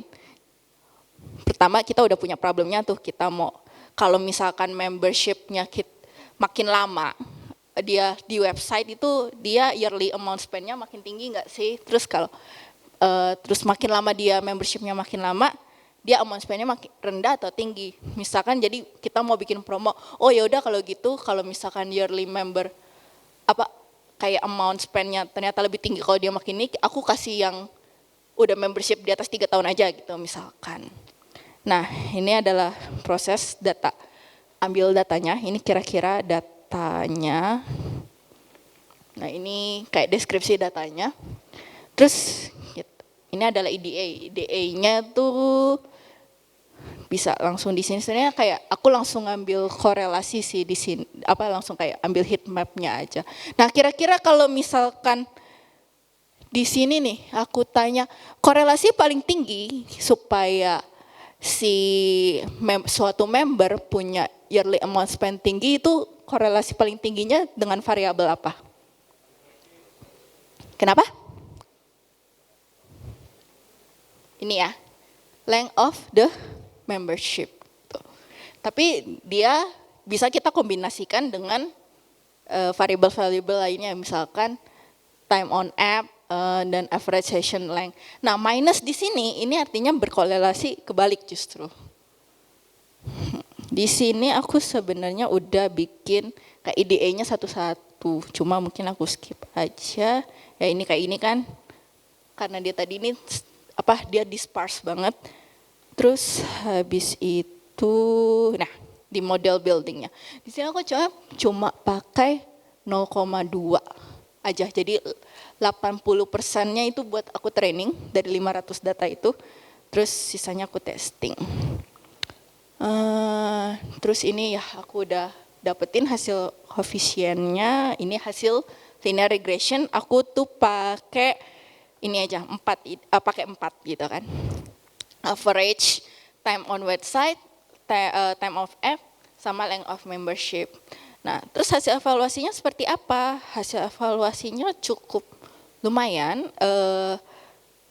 Dia kalau diikutin lumayan ini kan, lumayan mirip kayak masih dapat linear regression-nya. Di sini aku pakai MAE, MSE sama RMSE. Nah, masih ada 18 menit, jadi satu korban siapa mau ikut aku live coding di sini benerin model aku? Ada? Ada yang mau menantang diri? Gimana nih? Atau aku tunjuk aja? Tadi siapa-siapa yang mau jadi data science? Wah. Gimana nih? Habis ini gak ada. Coba Mas berikan temannya yang lain dong. Coba ada nggak? Ada nggak nih? Masa nggak ada yang berani? Boleh, menunjuk yang mana nih?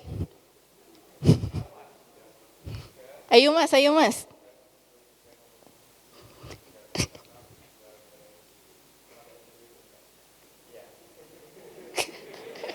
Yuk Mas, maju Mas. Yuk Mas, coba kita ini. Nah, sebenarnya yang mau dibuktikan dari sini adalah bagaimana kita kasih parameter ke model itu bisa menghasilkan model yang berbeda. Maksudnya performa model yang berbeda. Naik Mas.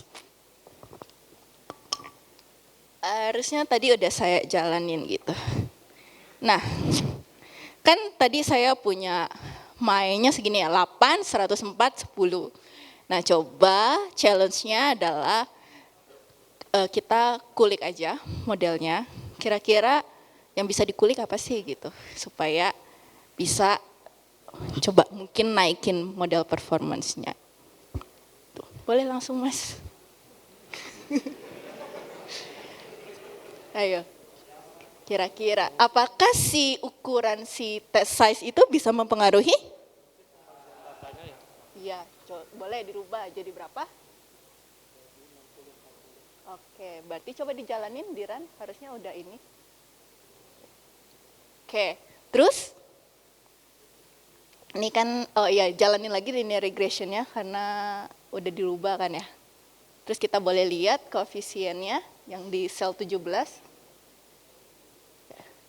Diran ulang aja karena kan udah pakai beda ya.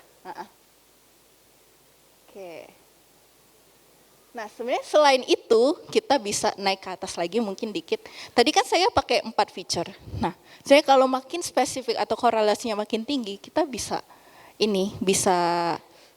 di atasnya Kak yang X. Nah ini kan kita pakai 4. Bisa aja kita cuma pakai 2 atau pakai 3. Itu bisa lebih jelek, bisa lebih bagus. Itu tergantung kita feature engineering-nya gimana. Monggo karena kita cuma punya beberapa feature mungkin bisa coba mau hilangin feature yang mana di X-nya. Terus kita running lagi. Kalau tadi kan paling tinggi rate of membership ya, apakah kita hilangin salah satu feature-nya itu berpengaruh banyak? Oke, dikasih koma, jalanin lagi berarti. Sampai bawah, harusnya langsung tinggal run aja. Oke, gimana? Oke. Jadi teman-teman bisa coba di rumah nanti kotak-katik ini notebooknya. Ini tadi kan agak lurus, ini apakah nyebar? Oh ternyata makin mepet dikit. Terus kita coba evaluation-nya, jalanin lagi.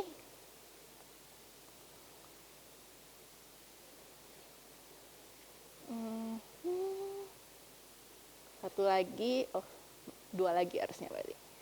Oke, ini plotnya masih ini ya, masih agak lurus ya. Terus, iya, paling bawah coba evaluation-nya gimana? Ya paling bawah. Nah si mainnya ini. Kita lihat tadi 8, 104, 10. Apakah berubah banyak? Ternyata 7, 99. Nah jadi berarti dari kita ganti test size-nya, training size-nya, dan juga feature-nya kita kulik-kulik, itu bisa menghasilkan performa yang berbeda. Nah di data science cycle itu kita bikin model nggak selalu satu, kita bisa bikin beberapa model dan membandingkan model mana sih yang paling baik. Nah, siapa namanya Mas tadi? Ade Rohman. Tepuk tangan dulu dong. Oke, makasih Mas. Aduh. Nah, kira-kira inilah day to day yang dikerjain oleh data science. Balik lagi ke slide.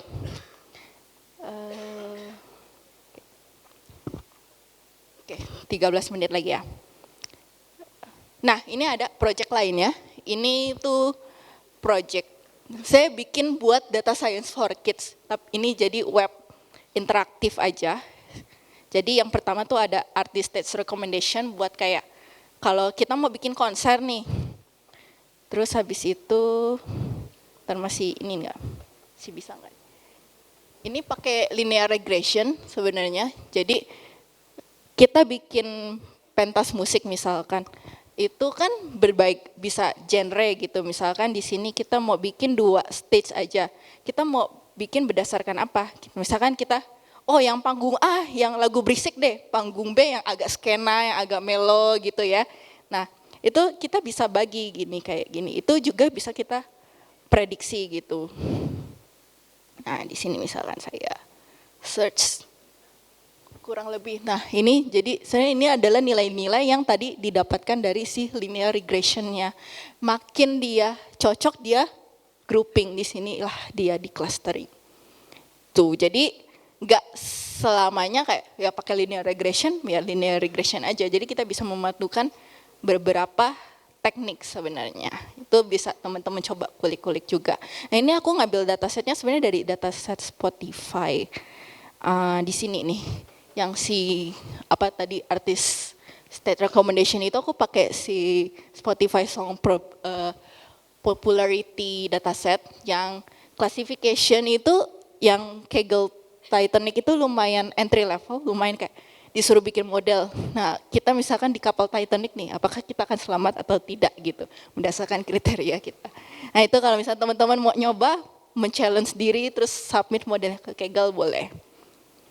Oke, masih ada 10 menit. Nah, sesuai janji saya, kalau masih ada waktu, kita bisa bahas sedikit tentang ML Engineering and Operation. Bedanya apa sih? Tadi kalau kita lihat fasenya ada model deployment. Nah, model deployment itu sebenarnya tergantung company ya. Harus data science kah yang ngerjain atau mereka punya machine learning engineer. Kalau misalkan biasanya mereka punya machine learning engineer, itu adalah role yang dikerjain oleh machine learning engineer. Terus kalau di proses deployment itu berarti di data science itu dia ngapain sih gitu kan. Nah, ini adalah diagram di mana machine learning engineering dan operation. Kalau tadi kita bahas tuh yang diagram pertama tuh, yang atas tuh, yang data engineer sama data scientist kan sampai kita model training sama sama apa namanya ini model analysis and evaluation. Nah, kalau ini kita belum omongin nih, kita omongin di sini. Jadi setelah modelnya jadi, itu harus di risk assessment dulu biasanya. Nah, kalau misalkan modelnya ternyata performanya masih kurang atau feature engineering-nya tidak optimize, biasanya bakal di-optimize sama data engineer dan ML architect gitu kan. Terus kalau misalkan udah, model itu kan mesti di-deploy ke production. Nah itu apakah pipeline-nya sudah ada? Nah pipeline-nya ini dibuat sama data engineer dan bagian infrastrukturnya akan di-handle sama si DevOps. Lalu setelahnya modelnya sudah terdeploy ke production, itu butuh dimonitoring. Kenapa? Performanya bisa aja turun. Data itu lumayan dynamic. Jadi saat kita bikin model untuk case yang sama, itu sebenarnya dalam 2-3 bulan, mungkin itu bisa udah nggak relevan. Karena pattern data bisa aja berubah. Oleh karena itu kita butuh monitoring, kita butuh performance degradation checker ini, supaya saat dia performanya udah mulai turun, kita bisa retrain lagi dengan data yang up to date. Kira-kira inilah si machine learning engineer dan operationnya. Nah, kalau misalkan dilihat machine learning life cycle, saya mirip kalau dibaca tuh kayak data science life cycle tadi. Bedanya dia lanjut sampai deploy ML model sama iterate lagi, bikin model lagi, terus habis itu monitoring, terus kalau turun performanya dia bikin lagi gitu kan. Oleh karena itu, makanya biasa disebut data science. Punya ilmu data science tuh step 1, 2, 3, terus 4, 5-nya itu punyanya si software engineer, ini adalah si ML engineer. Dimana ini menurutku yang aku lihat di beberapa company, pergeserannya udah ke sana dari data science ke ML engineer. Sebenarnya kalau ini tergantung ya, maksudnya kalau misalkan kita mau punya T-shape-nya di mana gitu. Kalau misalnya data scientist itu mungkin T-shape expertnya itu di bagian analytical-nya atau data insight-nya itu gimana. Tapi kalau misalkan machine learning engineer-nya itu dia mungkin analytical-nya ya oke, yang penting bisa solve atau dia bisa baca data, oh ini dapat insight baru terus dia deploy modelnya, itu juga fine gitu. Jadi data scientist itu sekarang diverse banget, maksudnya nggak cuma sampai bikin model tok gitu, tapi disuruh kalau bisa lanjutin dong sampai ngedeploy modelnya di production. Kira-kira tren yang sekarang kayak gitu. Nah, saya dari aku sampai situ aja sih. Kalau misalkan mau kontak aku, kebetulan yang profesional kontakku cuma di LinkedIn. Jadi kalau butuh nanya-nanya data engineer gimana, data science gimana, atau tren terbaru gimana, boleh kontak aku di sini. Dari aku sekian dan terima kasih. Coba sekali lagi tepuk tangan untuk diri kalian.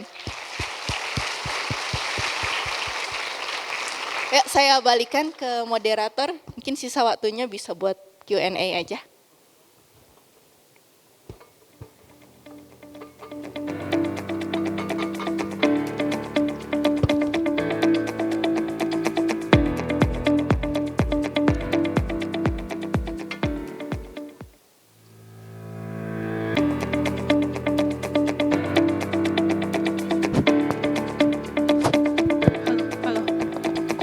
Oke, terima kasih banyak kepada Mbak Vero.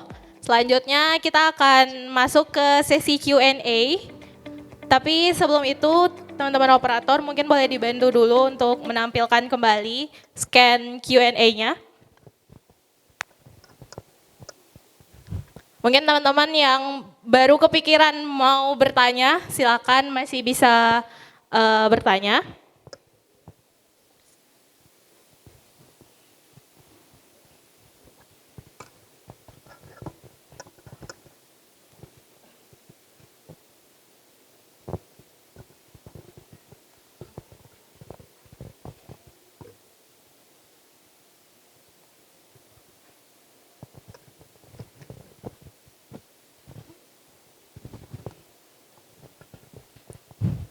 Oke, mari kita panggil kedua speaker kita dengan tepuk tangan yang meriah, Mas Dipta dan Mbak Vero. Silakan naik ke atas panggung.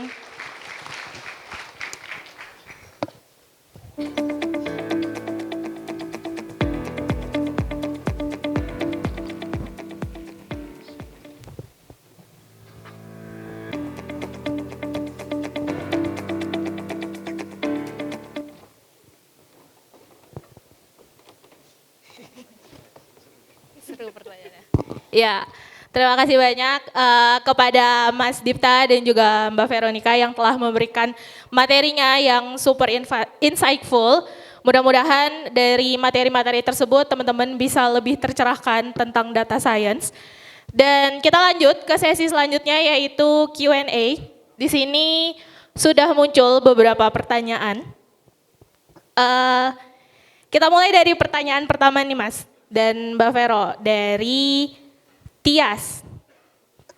Portofolio seperti apa yang harus disiapkan oleh pelajar seperti saya yang baru lulus kuliah agar bisa bersaing di pasar, agar bisa diterima sebagai data scientist? Nah, mungkin dari Mas Dipta dulu, boleh silakan. Boleh. Oke, selamat sore. Terima kasih ya pertanyaannya. Portfolio seperti apa ya yang kalau berdasarkan pengalaman saya ketika kita mencoba mencari fresh grade data scientist ya, baik ketika itu di Gojek maupun di Kalbe, yang sering menangkap perhatian kita itu tentu portfolio yang tidak mainstream. Yang jelas itu pertama. Jadi kayak misalkan gini contohnya. Contoh mainstream seperti apa sih? Ya kayak di Kaggle itu kan ada contoh yang Titanic dataset misalkan. Itu bisa 1.000 orang bikin project yang sama tuh. Jadi ya kalau bisa pilih project yang tidak mainstream lah gitu loh.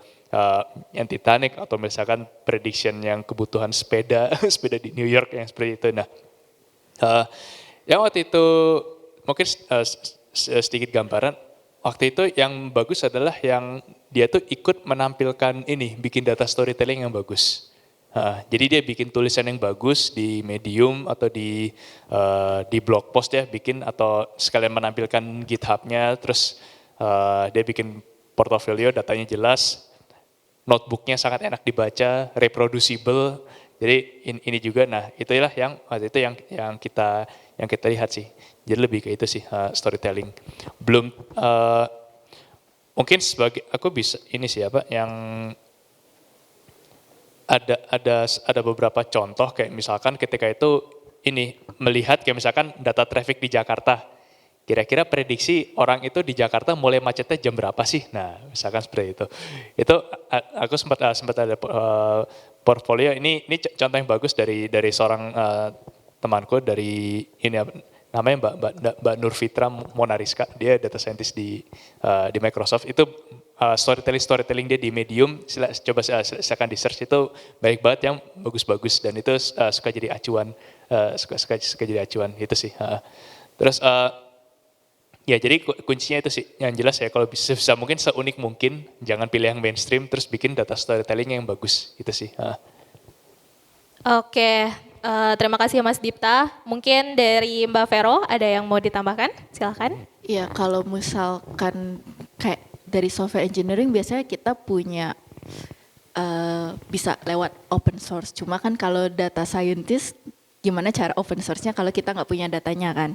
Nah itu pertama kita bisa cari data yang open source misalkan dari kementerian di suatu negara atau misalkan kita tuh kalau nggak salah punya badan statistika juga kan ya di sini. Nah kita bisa ngambil real case di mana data-data yang tersedia itu bisa kita angkat, terus kita jadikan suatu project. Jadi ada problem apa yang kalian bisa temukan, terus pengen coba diselesaikan. Dan benar kata Mas Ditya, makin menarik cara storytellingnya yang bisa, wah ini tuh apa ya, dari A sampai Z-nya runtutan. Jadi data storytellingnya bagus tuh seperti apa?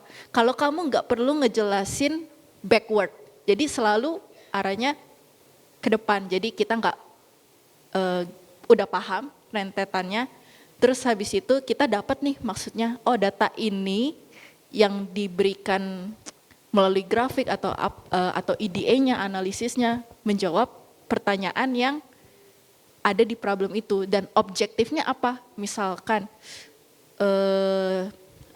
kalau misalkan aku pernah ketemu data menarik itu, si BPS itu punya data tentang kayak GDP-nya per daerah sebenarnya. Waktu itu aku bantuin bikin credit score.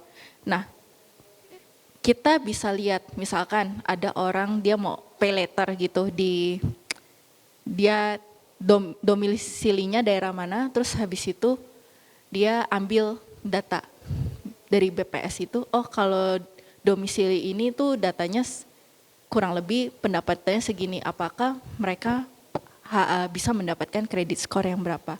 Nah, itu kan data-data yang open source sebenarnya dan bisa membuat satu model yang bisa menjawab bisnis. Apalagi menurutku meskipun si credit score itu lumayan model yang mainstream, tapi cara orang membuat model credit score itu bisa dilihat dari POV yang sangat lebar menurutku. Feature engineering-nya sangat luas. Nah di sana juga bisa dilihat, oh berarti orang ini tuh punya kualitas nih untuk menganalisa data yang lumayan tajam dan punya POV yang berbeda dari yang lain, kurang lebih kayak gitu. Oke, terima kasih Mbak Vero. Mungkin sedikit nambahin.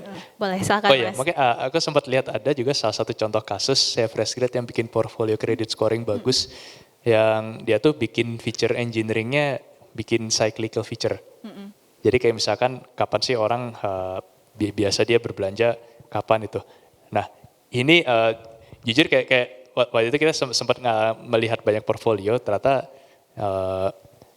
ada yang cukup outstanding, dia bikin feature, ya bener kata Vero tadi, ada yang bikin feature engineering itu sekreatif mungkin, itu juga salah satu yang jadi nilai plus sih. Kalau boleh aku titip pesan, kalau bikin notebook upload, jangan cuma upload codingan, please tambahin deskripsi ceritanya, itu yang sangat menarik sih. Itu aja sih. Oke, jadi mungkin aku bantu rangkum ya. Jadi ketika kita mau membuat portofolio yang menarik itu yang pertama adalah jangan buat portofolio yang mainstream, jadi buat yang anti mainstream. Dan juga dalam notebook itu jangan hanya code-code aja, karena nggak semua orang paham code kita gitu ya. Jadi pastikan ada storytellingnya juga dan buat storytellingnya semenarik dan se-engaging mungkin. Nah, kita lanjutkan ke pertanyaan kedua dari anonim. Kak, bagaimana cara mengatasi dataset yang setelah melalui data mining terus menerus hasil akurasinya 100%? Nah, ini mungkin juga pernah ya teman-teman temui kasus-kasus kayak udah selesai evaluation model 100% nih. Nah, itu gimana cara kita mengatasinya? Silakan Bagus dong. Mas. Bagus dong. Nggak mungkin Vero dulu. Oke, silakan Mbak Vero mungkin. Iya, kalau aku sih ya prinsipnya kayaknya nggak mungkin deh model punya akurasi 100%. Karena kalau misalkan punya akurasi 100% itu kemungkinannya overfit. Nah itu kan proses data mining nih. Kalau misalkan kalian mau ngetes nih, ini overfit atau enggak, kalian taruh aja data, kalian tembak itu datanya yang patternnya lumayan berbeda dari data yang kalian mining itu. Kalau misalkan akurasinya anjlok jauh, berarti itu overfit. Karena pada dasarnya nggak mungkin sih untuk model kayaknya untuk akurasi 80% aja sekarang lumayan sulit ya untuk mendapatkannya. Yes, ya mungkin kalau aku sedikit nambahin, mungkin ada beberapa faktor ya mesti dicek gitu ya. Termasuk ini kan tadi nyebutnya akurasi ya. Kan sebenarnya kan banyak matriks yang bisa kita cek juga tuh. HRC AUC atau misalkan PR AUC, precision recall dibandingkan. Jadi nggak cuma akurasi. Karena akurasi itu sangat bias kalau misalkan datanya imbalance gitu kan. Katakanlah ada ya kayak fraud detection, jumlah fraud labelnya cuma 1%. Kita bikin model yang kita nebaknya semuanya nggak fraud. Itu akan 99% akurasi. Akurasi itu 99%. Tapi kalau sampai 100%, saya yakin pasti ada yang namanya data leaking. Ya, ada feature leaking gitu. Jadi mungkin ada feature yang digunakan untuk ini, yang itu sebenarnya bisa jadi label juga gitu. Dan itu mungkin Itulah yang kayak expose dengan si modelnya biasanya gitu sih, feature leaking. Atau ini ya sebenarnya macam-macam lagi sih, kalau misalkan datanya juga misalkan time series ya. Nah, ini kalau untuk mengevaluasinya jangan di random split, tapi perhatikan timestampnya gitu loh. Jangan kita ada data 1 minggu, kita pakai data hari dari Senin, Selasa, Rabu sampai Minggu, kita pakai data hari Rabu buat evaluasi. Sementara data Senin, Selasa, Kamis, Jumat itu dipakai buat training gitu loh. Jadi nggak boleh kayak gitu. Jadi ya macam-macam sih faktornya, ya tergantung juga use case-nya masing-masing. Tapi biasanya paling itu sih. Iya. Oke, terima kasih. Kita lanjut ke pertanyaan selanjutnya. Jelaskan metode apa yang lebih efektif untuk mengatasi bias dalam pengumpulan dan analisis data yang berasal dari Google Trends.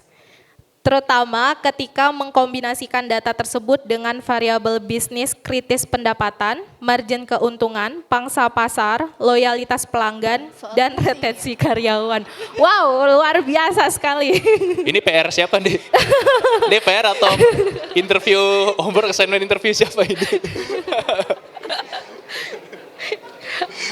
Luar biasa sangat sekali. spesifik ya.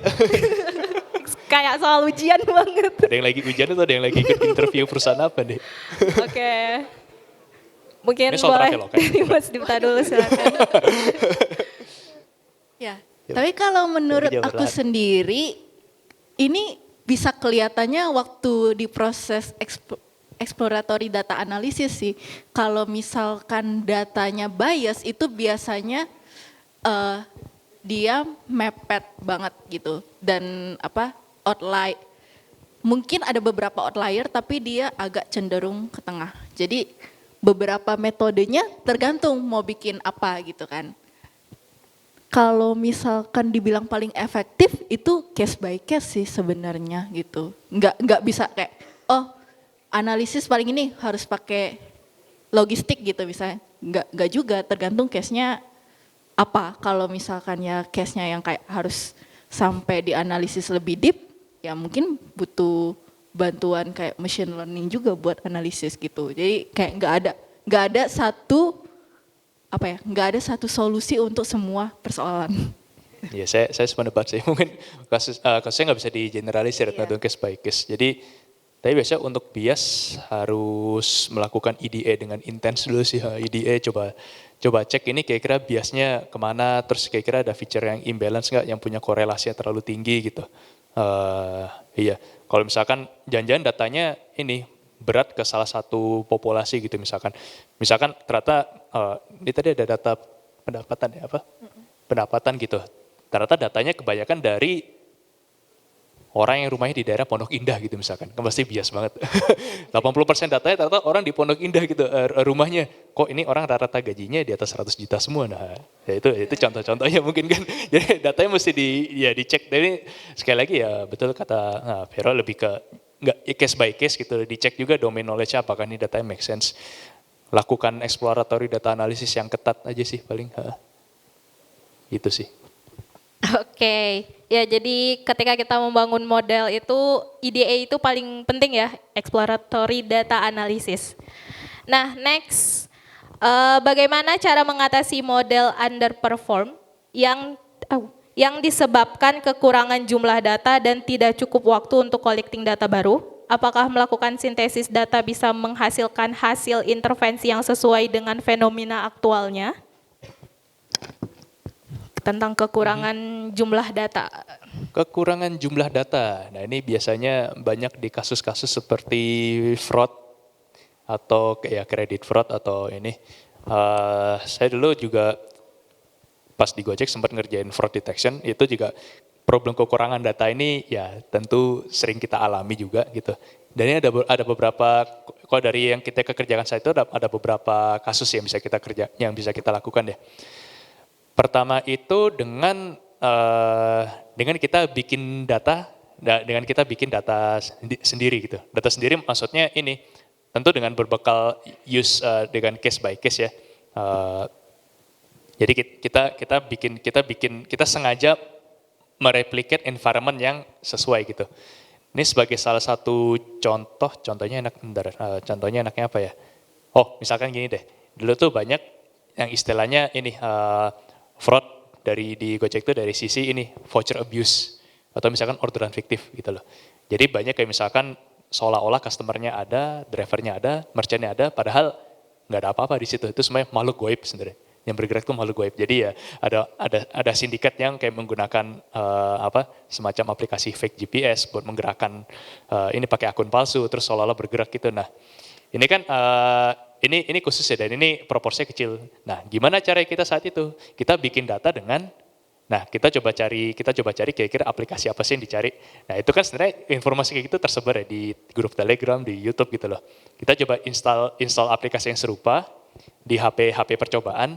Nah, terus kita sengaja kita lakukan ini driving dengan kita hire beberapa driver untuk ngedriving menggunakan aplikasi tersebut.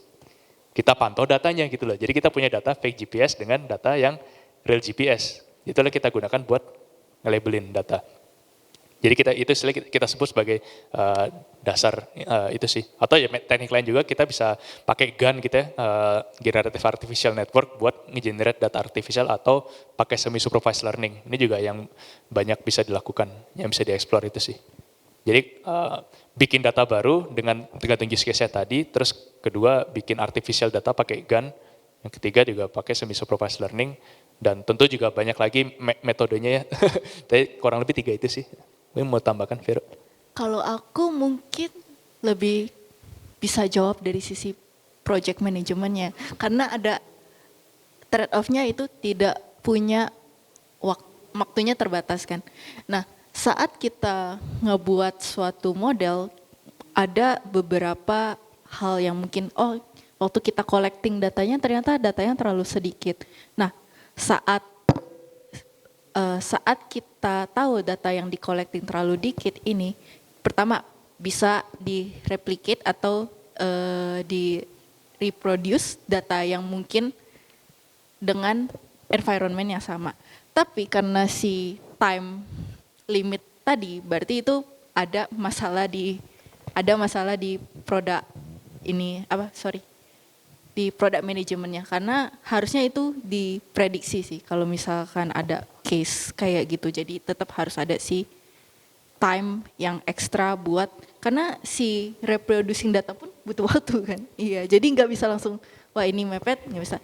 Atau sembari ini bikin kayak mungkin A/B testing ya dengan data yang sedikit tadi, terus sambil nge-collecting data yang ada. Jadi model trainingnya, ada data yang baru itu masuk ke model training lagi. Jadi dalam beberapa waktu yang sama itu dia di iterate, jadi ganti modelnya lebih cepat tapi dengan metode yang sama gitu. Jadi bisa running dulu di production, tapi ada scale tertentu dipakai berapa. Jadi misalkan kalau istilah software engineering kayak canary release-nya gitu. Kurang lebih kayak gitu. Jadi sambil ngumpulin data aktualnya dan kita retrain ulang, kurang lebih kayak gitu. Oke, semoga sudah menjawab ya teman-teman pertanyaannya, karena waktu kita sudah habis. Jadi mungkin kalau teman-teman ada punya pertanyaan yang belum kita jawab, teman-teman bisa tadi kontak ke sosial media yang sudah ditampilkan oleh Mas Dipta dan juga Mbak Vero, mungkin bisa via LinkedIn supaya lebih profesional. Nah, sebelum kita tutup acara kita hari ini, teman-teman kita boleh mengisi feedback terlebih dahulu ya, sebelum kita nanti foto bersama. Mungkin dari tim operator, teman-teman operator. Nah ini, silakan teman-teman. Jadi feedback ini bersifat wajib ya, nanti bisa teman-teman tukarkan merchandise. Nah, jadi kalau misalnya teman-teman mau merchandise, silakan diisi dulu feedbacknya supaya the next agenda atau the next acara kita bisa jauh lebih baik dan improve dari saran-sarannya teman-teman. Oke, sambil teman-teman isi feedbacknya, mungkin kita bisa foto bersama dulu dengan para speaker dan juga teman-teman di sini.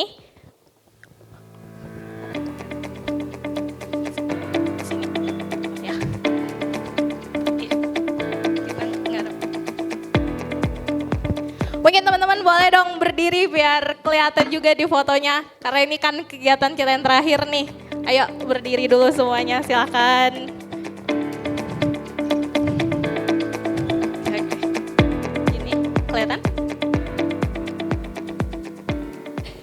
Oke, silakan semuanya gaya bebas biar lebih heboh. Ya.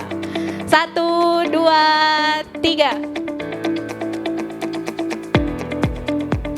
Oh, teman-teman boleh maju. Merapat. Oke.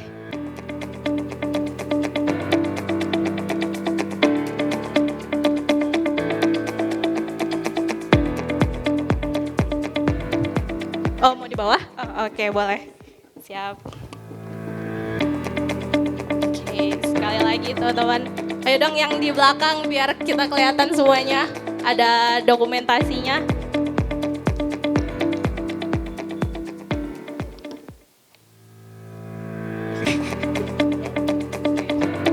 Oke, silakan. 1, 2.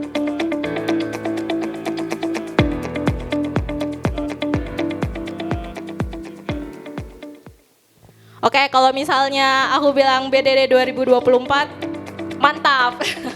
Oke, keluarin semua suaranya. BDD 2024, mantap. Yeay. Oke, terima kasih banyak kepada teman-teman semua yang sudah hadir dari tadi. Dari jam 6 sudah hadir hingga sekarang udah mau jam 6 sore lagi. Terima kasih banyak atas partisipasi teman-teman dalam acara BDD 2024 ini. Mudah-mudahan banyak manfaat dan juga ilmu baru serta koneksi baru juga ya dari kegiatan kita hari ini. Kami selaku dari tim Bapak Rekraf dan juga Decoding mohon maaf apabila ada salah kata dan perbuatan. Sampai jumpa di BDD 2025. Dadah. Terima kasih. Assalamualaikum warahmatullahi wabarakatuh.